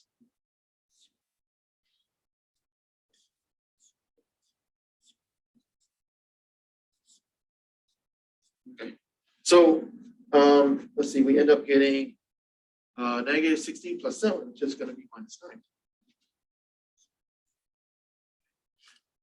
So that's the determinant of this matrix. So it won't be anything larger than that because of the time issue. So this is enough to, doing this is enough to understand, at least to calculate the matrix. To calculate the determinant of the matrix. And then there may be like, okay, so based on that, there may be some questions, you know, like conceptual questions. So what does this tell you? Like, for example, what does this tell you about the columns of A in terms of their linearly independence? So if there's so obviously then, because this is not equal to 0, that means the columns of this matrix are linearly independent.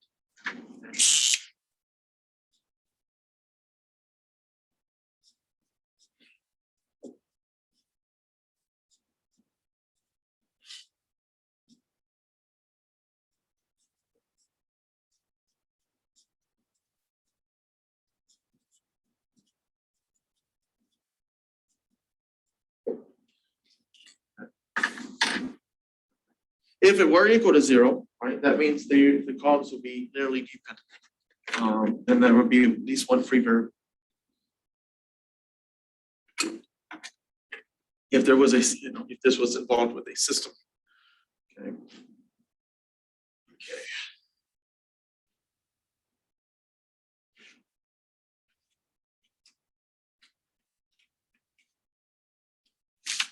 All right. Next one is to diagonalize a matrix.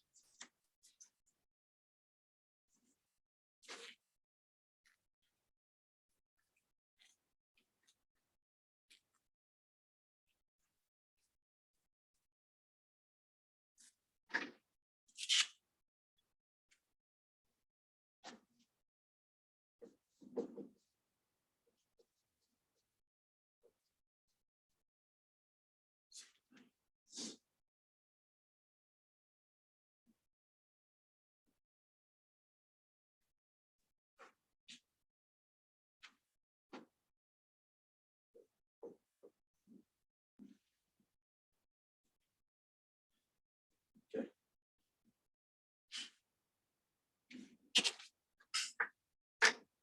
All right. So remember that to diagonalize this matrix means that we need to, we're going to basically factoring this matrix, okay, where you have P, D times P inverse, where D, in this case, D is a diagonal matrix that's going to consist of the eigen values. Okay. All right, let's see, 2, 3, 4, 1.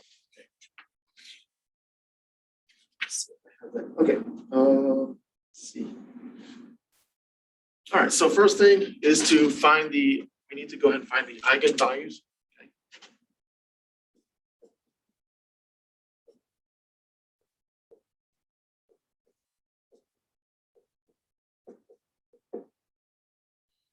Okay, and again, to do that, you're going to have this, you're going to have to create your characteristic equation.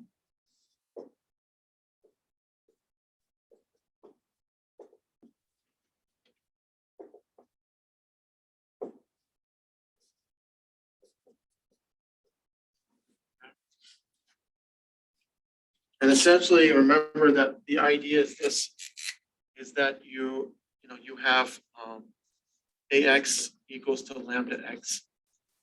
So this is just, all this means is that A, right? So A is acting on X, is giving you a multiple, scalar multiple X. So it's kind of so depending on these, depending on what lambda is doing, it's like either stretching it or dilating that vector, okay? Right? The input vector, okay? And so then so this is equivalent to this.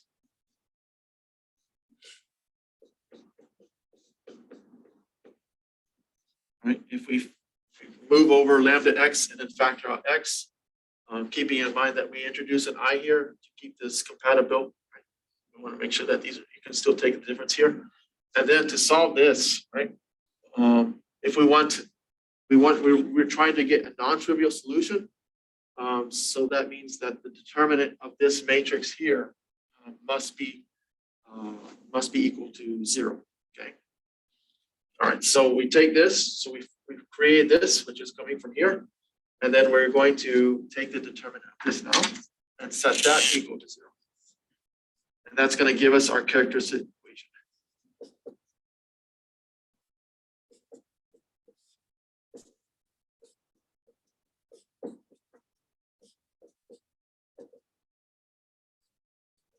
Okay, we're going to set that equal to 0. Going through the algebra, you end up getting lambda squared minus 3 lambda minus 10. Most likely, this will be a 2 by 2 also. It's not going to be anything bigger than this. Again, it's just, there's so many, like you only have a limited time. All right, so solving for that, this is factorable. And lambda minus 5, lambda plus 2.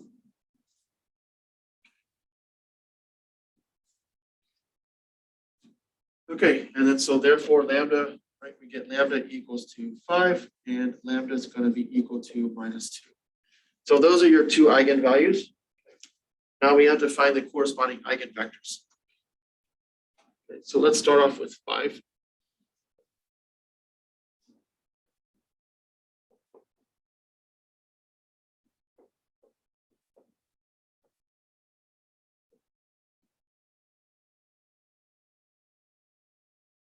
Okay.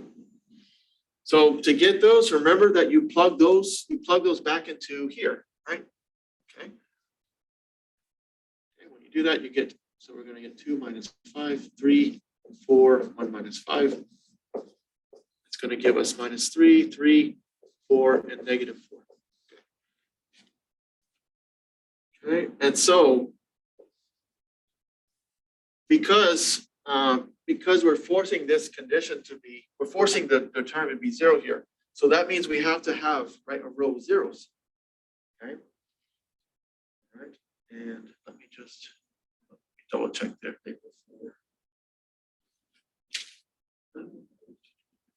It's 5. Yeah. Okay.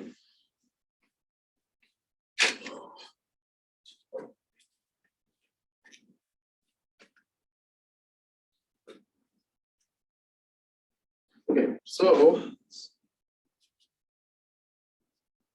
all right, so then from there, because you have because again, we have a row of zeros here, that means this is going to turn into minus 1, 1, 0, 0. So if you could do that using row operations, but we already know that, again, we have to have a row of zeros there. And then so we get, so then from there, we can go ahead and divide everything by 3 for the top row. All right, and so then now we need to find the null space for this.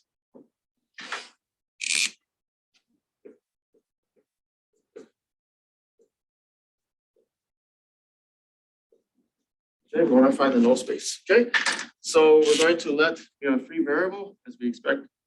We're going to let y be equal to, or let's say x2, let x2 be equals to t.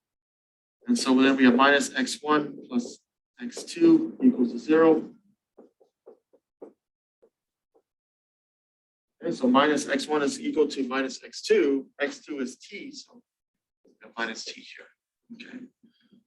So that implies that x1 must be equal to t.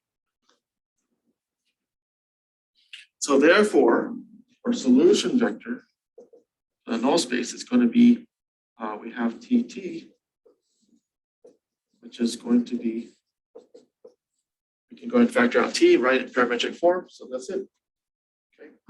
So basically, this is just a, right. So this is just saying that the null space lies in this vector that's spanned by this vector 1, 1. Okay. So this is the eigenvector that we need.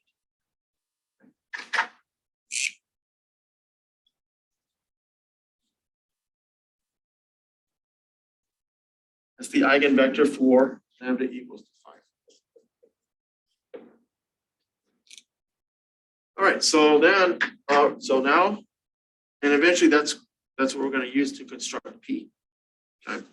So now we need to find the eigenvector for lambda equals to -2.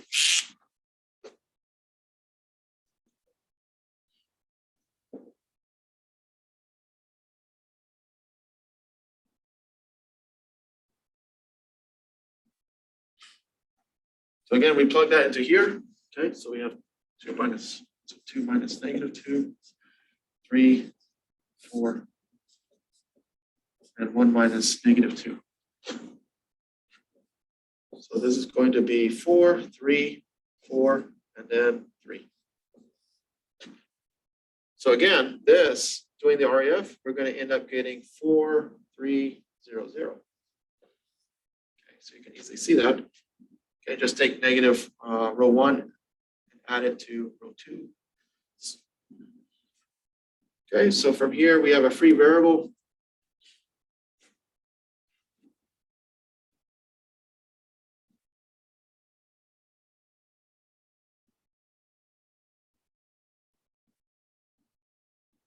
He is a real number.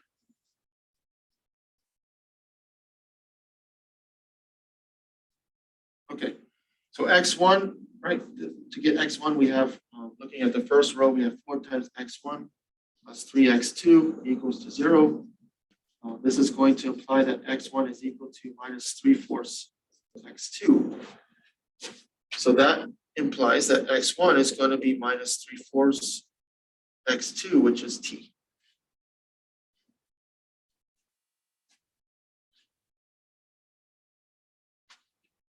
Okay, so from there, let's go back up. Make some space here. I'm going to erase this part here. So we found the eigenvalues. These are the eigenvectors here. Okay. And then continuing on from here. So for this, for the null space here, x turns out to be, so we had -3/4 t and t. So this is going to be the same as t times -3/4 1. Now, a lot of times they'll write, they'll try to, or they'll express this in terms of integers, fractions. So what they normally would do here is multiply both of these by 4. Okay.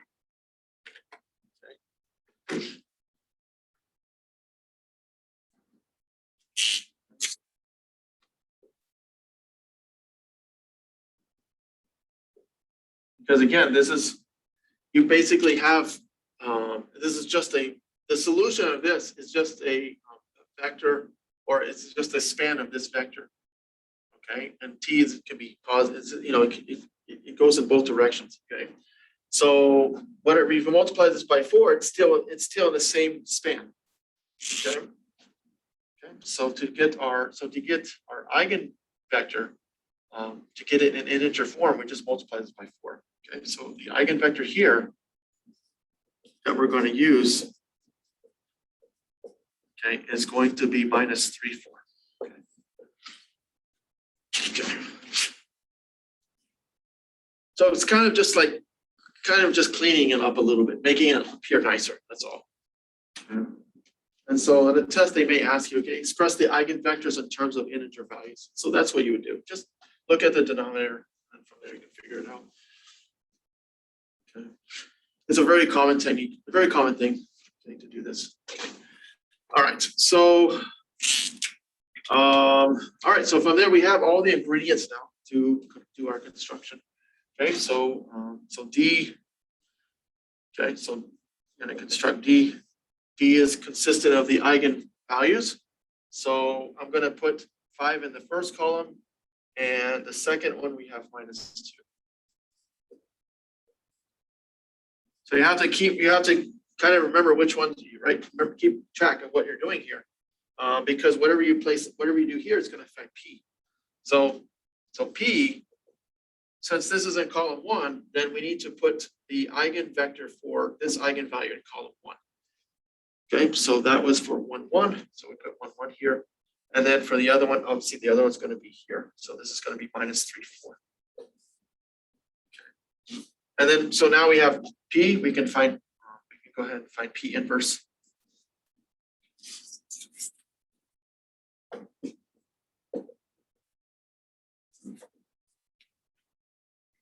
So P inverse turns out to be, let's see, 4/7, 3/7, -1/7, and 1/7.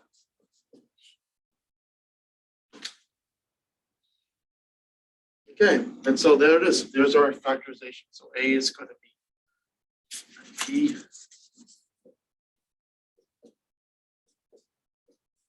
times D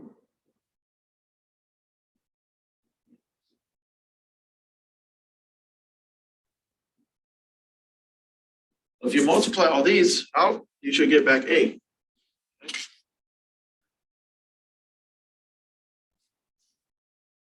Okay. Any question on that?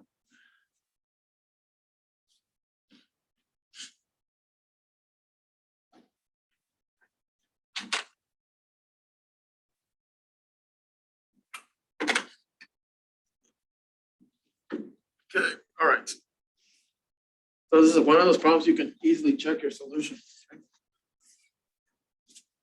All right, so next one is doing the, let's see, just doing some simple calculations like dot product, the norm. Okay.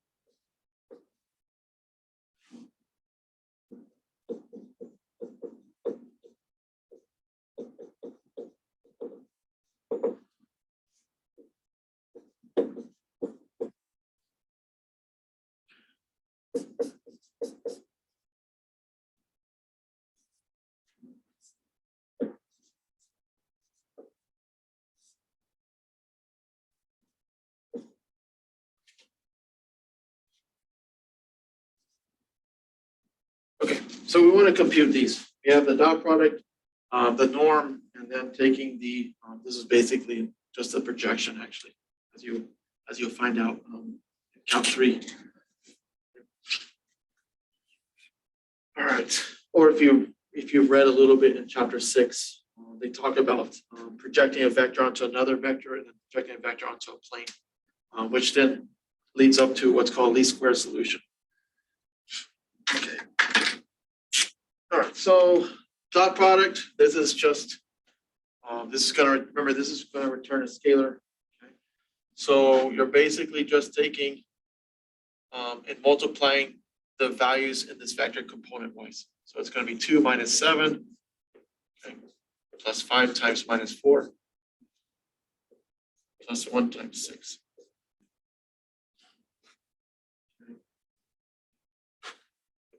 So doing this, you get minus 14, minus 20, plus 6. That's going to give a negative 28.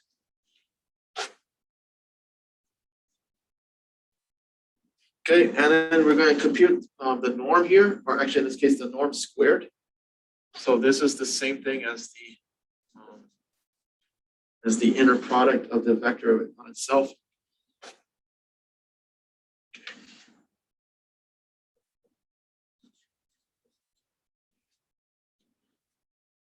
Okay. So this is again using the, so this is just the, this is equivalent to taking the dot product of V.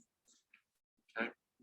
And so then we're going to end up getting, so V is given here, so this is just minus 7 squared minus 4 squared plus 6 squared. So calculating those, you end up getting 71. So you get 49 plus 16 plus 36. Okay. If it was just a norm, then you would take the square root. Okay, but this is the norm squared, okay, which is just another term for the inner product. All right.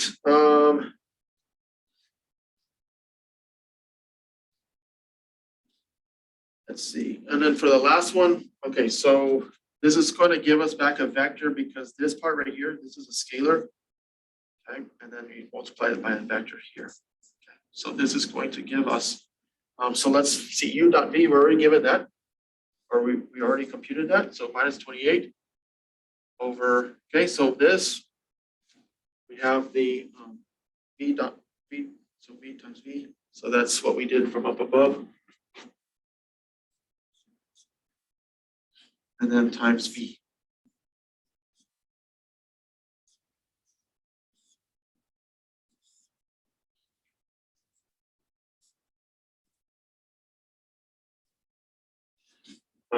Oops, sorry, this is going to be, so simplify that. So that's going to be 196 actually over 71. Obviously, you can use your calculator here.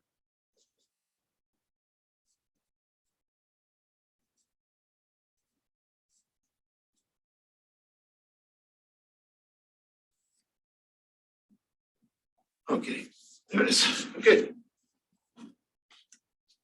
So this is a scalar, so just take the scalar, multiply by each of these components. And so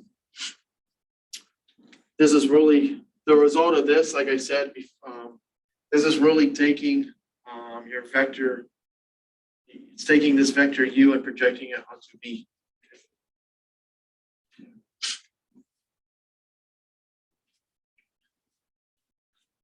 Okay. And actually, I think I derived that. I think, yeah, I derived that in my notes, but it has to do, it's in 6 point, I think 6 point, no, is it chapter 6 or chapter 8? I think whichever one it is. Yes, it's just like chapter 6. It's 6.2, they talk about that. But again, it's not a requirement of this course because that is a topic that's covered in Calc 3. All right. Okay. So problem 13 is going to be a singular value decomposition problem.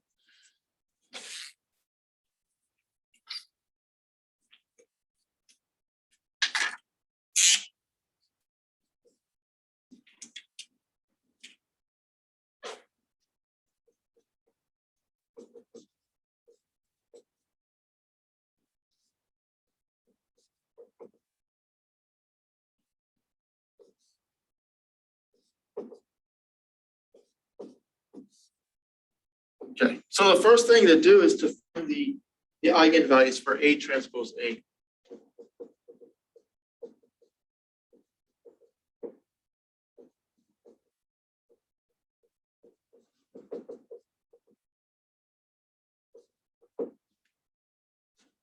And I wish we had more time to talk about this.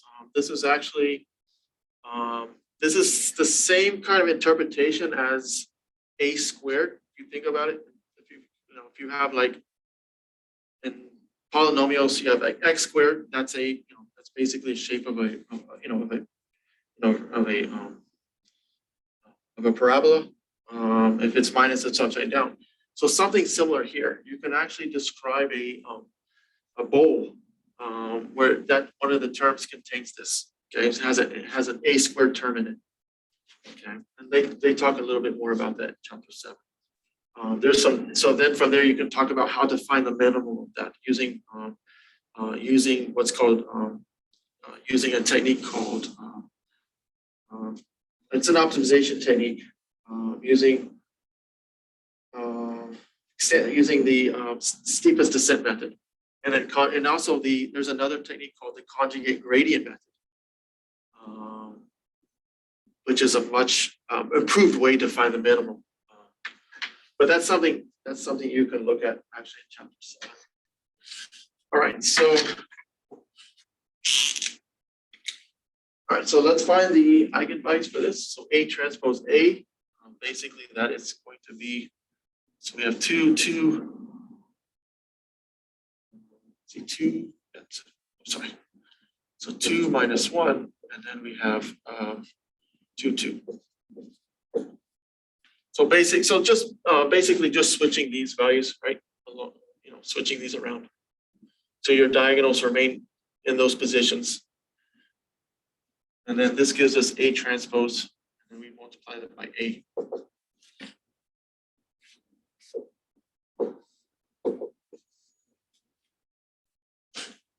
So this is going to give us 8, 2, 2, and 5. So one of the things is when you take A transpose times A, you always end up getting a symmetric matrix, which is what you see here. Okay. All right. So now we need to find the eigenvalues for this.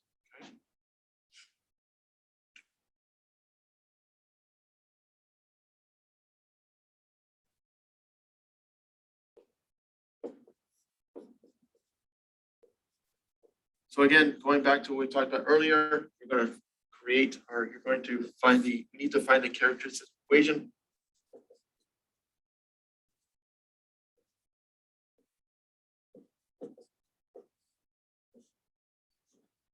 And we're going to take the determinant of this.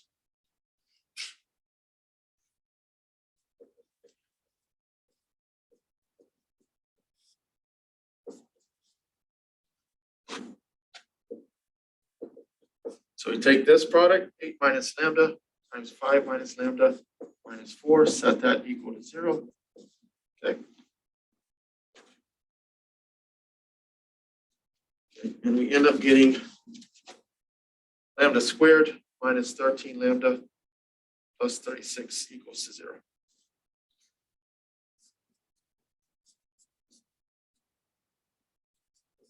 So we can factor this into lambda minus 9 times lambda plus 4. So actually, it should be minus 4, sorry, because it's positive here.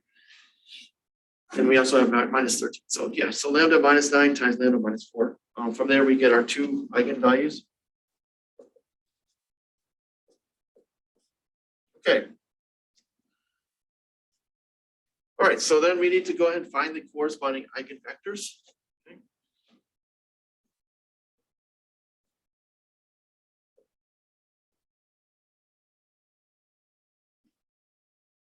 So let's start with lambda equals to 4. Okay, so all right, so for that, we have to plug them back into here.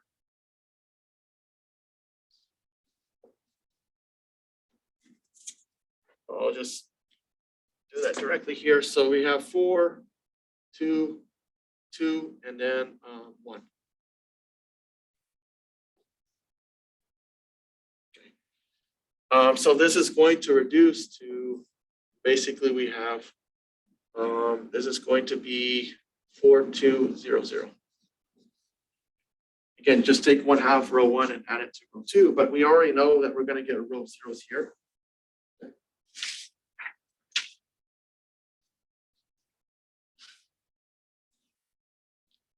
And then furthermore, we can reduce this even. So we can divide by 2 here for the top row.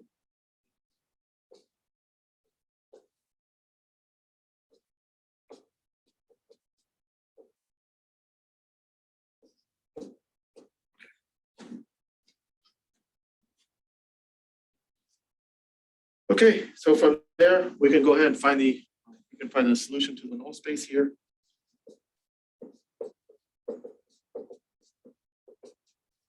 So we're going to let x2 be t. Therefore, we have 2 times x1 plus x2 equals to 0. So x1 is going to be minus x2, or minus 1/2 of x2. Or x2 is t.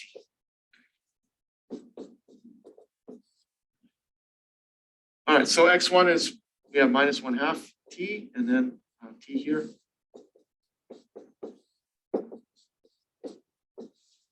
So there's a solution in parametric form. And then again, we just need to use one of the values from here, right? Okay, one of the eigenvectors. Okay. So we're going to, again, so we can let t be equals to 2.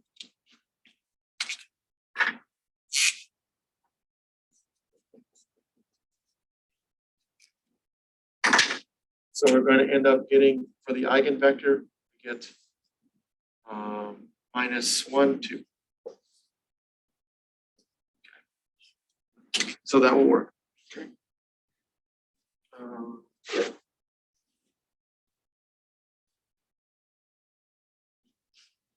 Okay, we need to do the same thing for the other eigenvalue. Lambda equals to 9, plug it into here, get 1. Actually, sorry, minus 1, 2, 2, and then minus 4.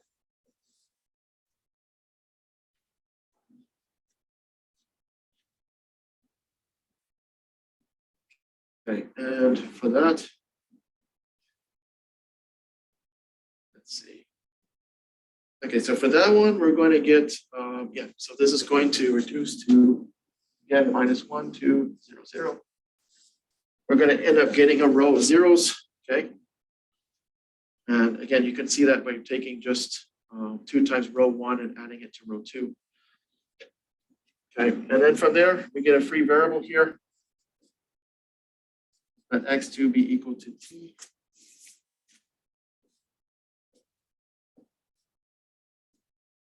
So then we get minus x1 plus 2 times x2 equals 0. So that means x1 is going to be equal to 2 times x2, which is going to be 2 times t. So therefore, x is 2t, and then we have t here, take out t, so we have 2, 1 here.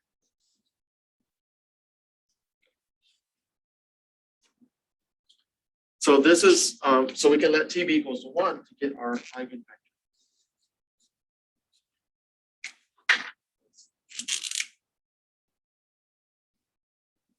Okay, any questions on that? So again, you want to work with the try to get the eigenvectors by, you want them to be the integer values inside for the components. All right, so those are your, so those are the corresponding eigenvectors. Okay, so let's write down that information here because we're going to need it to do our construction.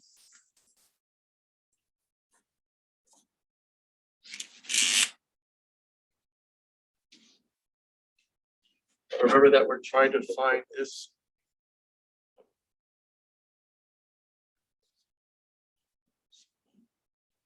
sigma. So I'm using the notation.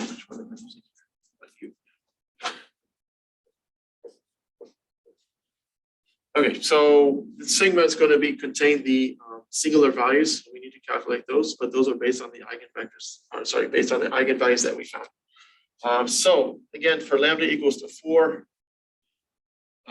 we had this eigenvector, and then for lambda equals to 9, we have this eigenvector. Okay. So now we need to find the singular values.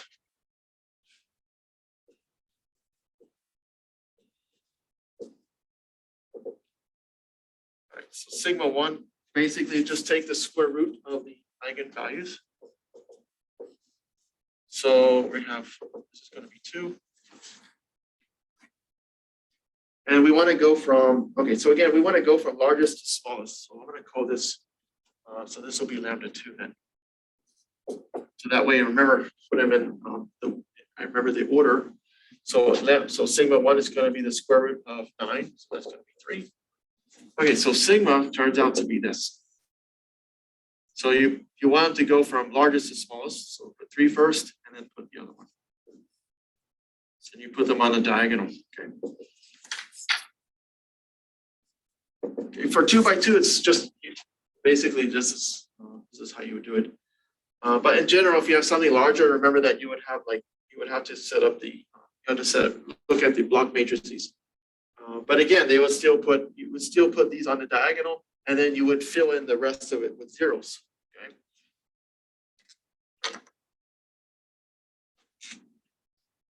All right. So okay. So let's do V first. Well, V already have. V is just the eigenvectors. Okay, but we need to, let's do V now.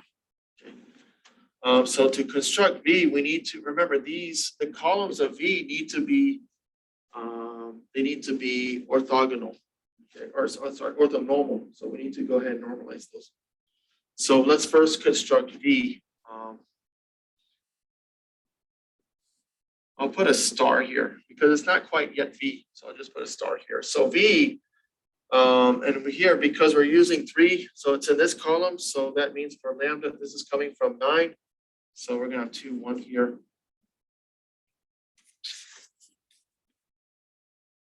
And then for 2, that was coming from 4. So that's going to be minus 1,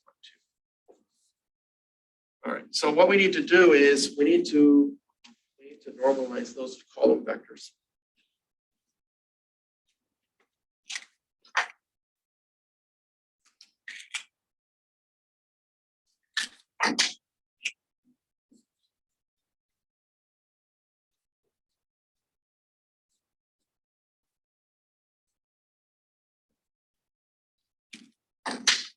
All right, so V, and again, that's what I'm calling this V star here. So this is going to be, so first vector, this is 2, 1. So the norm of that is going to be 5. Okay, so we divide each of those by a square root of 5.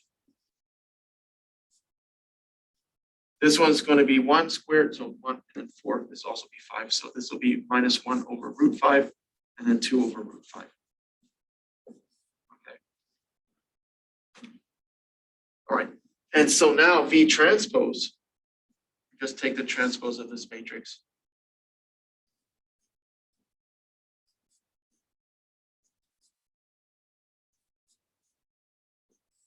Okay. So if you notice, so if you take the dot product of these, of V1 and V2, you'll see you get 0, and the length of each of these vectors, each of these is 1. So this is what we call, these are what's called orthonormal. So orthonormal vectors, which means that they're orthogonal to each other, and they're linked. They're basically unit vectors. Okay, they're unit vectors, which means they have length 1. Okay. All right. Let's see.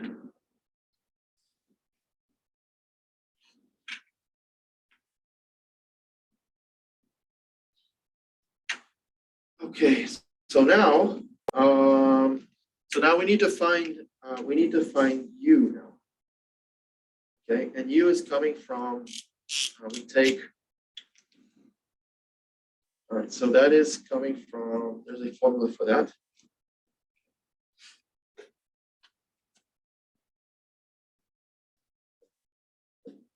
So in general, it's U will be equal to sigma, or sorry, 1 over sigma. Okay, times A times B.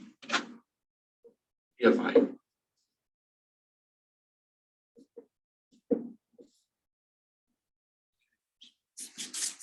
So this is the formula we derived actually.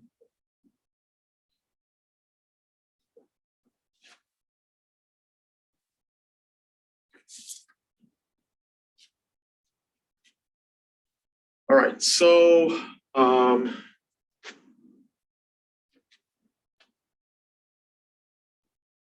okay. So the way we construct this is going to be, the way we put things together is going to be dependent on how we constructed V here. And also, yeah, so, which also depends on here. So it depends on sigma. So going back to V, remember that V1, okay. So V1, that's, so for the, so since we're storing it here in column 1, that's going to be U, so U1 is going to be 1 over sigma 1. So times A times V1. Okay. So that's why it's important to keep track of where you're putting things, because if you make one, if you put one, if you mess up on putting things, like if you switch these around, it's not going to work out at the end. So always go back here. You're putting these in descending order, and so that means that's where this. That's how we know how to construct B. Okay, that's how we know we put this in this column 1 because this eigenvector came from this eigenvalue. Okay. And so then from here, now we have U1, so it's going to be 1 over sigma 1, so 1/3 times A times V. So A was the original matrix times V1.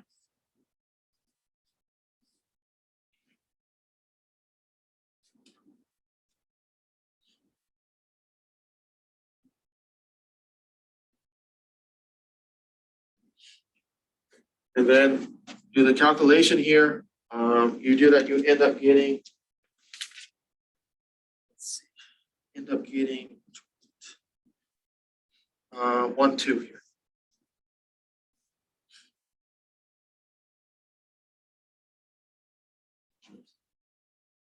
And then we do, and then we have to normalize this.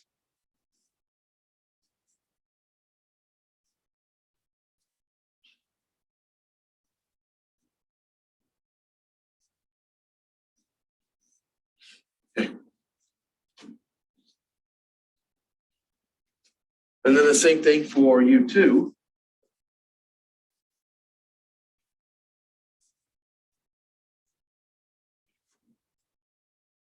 So 1 over sigma 2 was 2.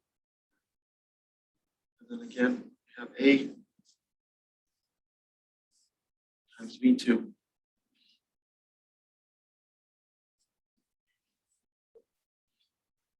And that's going to turn out to be, let's see. Yeah, so -2. Again, normalizing that, you end up getting -2 over √5 and 1 over √5.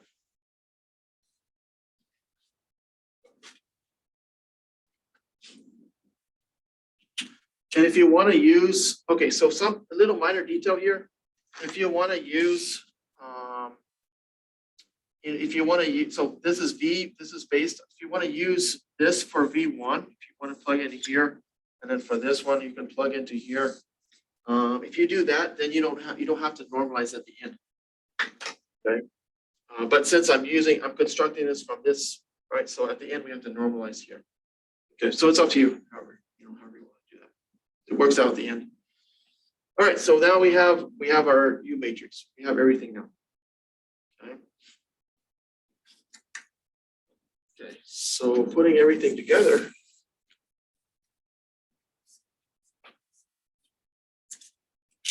Right, so we have A, it can be written as, so U1 was here.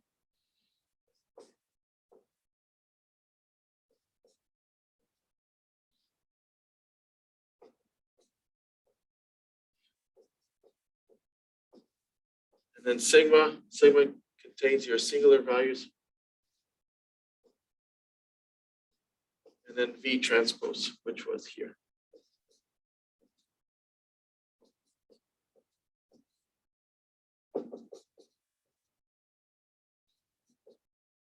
Okay, so there it is. There's the singular value decomposition of V.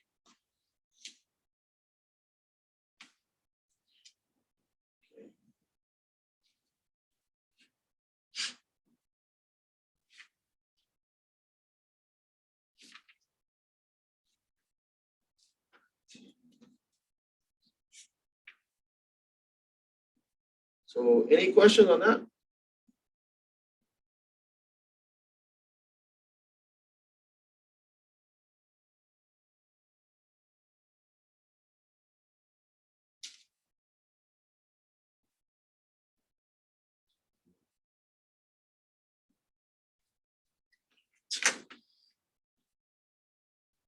Okay, so make sure you understand the concepts a little bit. There are going to be some true and false questions, as always. Definitions, I believe on Canvas, yeah, on Canvas there's a, let me show you that here. Just pull this up real quick.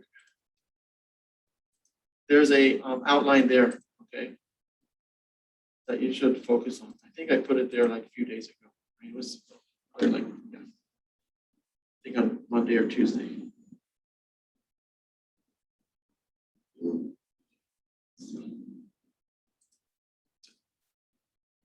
Sign in here. Okay, oh, sorry, sign in. 2, 6, and 7. That was 2, 6, and 6.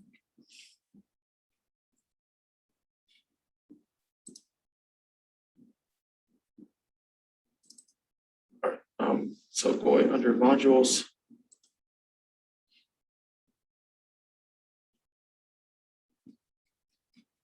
All right, so there is a, yeah, so there's an outline here.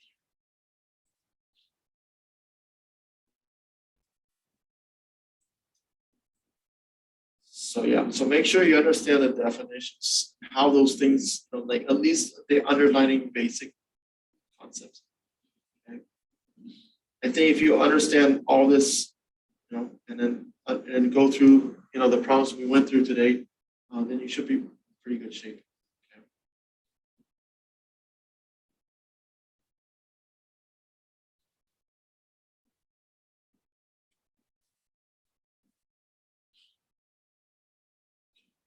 All right. Okay, so I'm going to stop here. I've got to take care of some things. I've got to do some grading. I'm almost done with all my classes except this one. But any other questions? I think covers it all.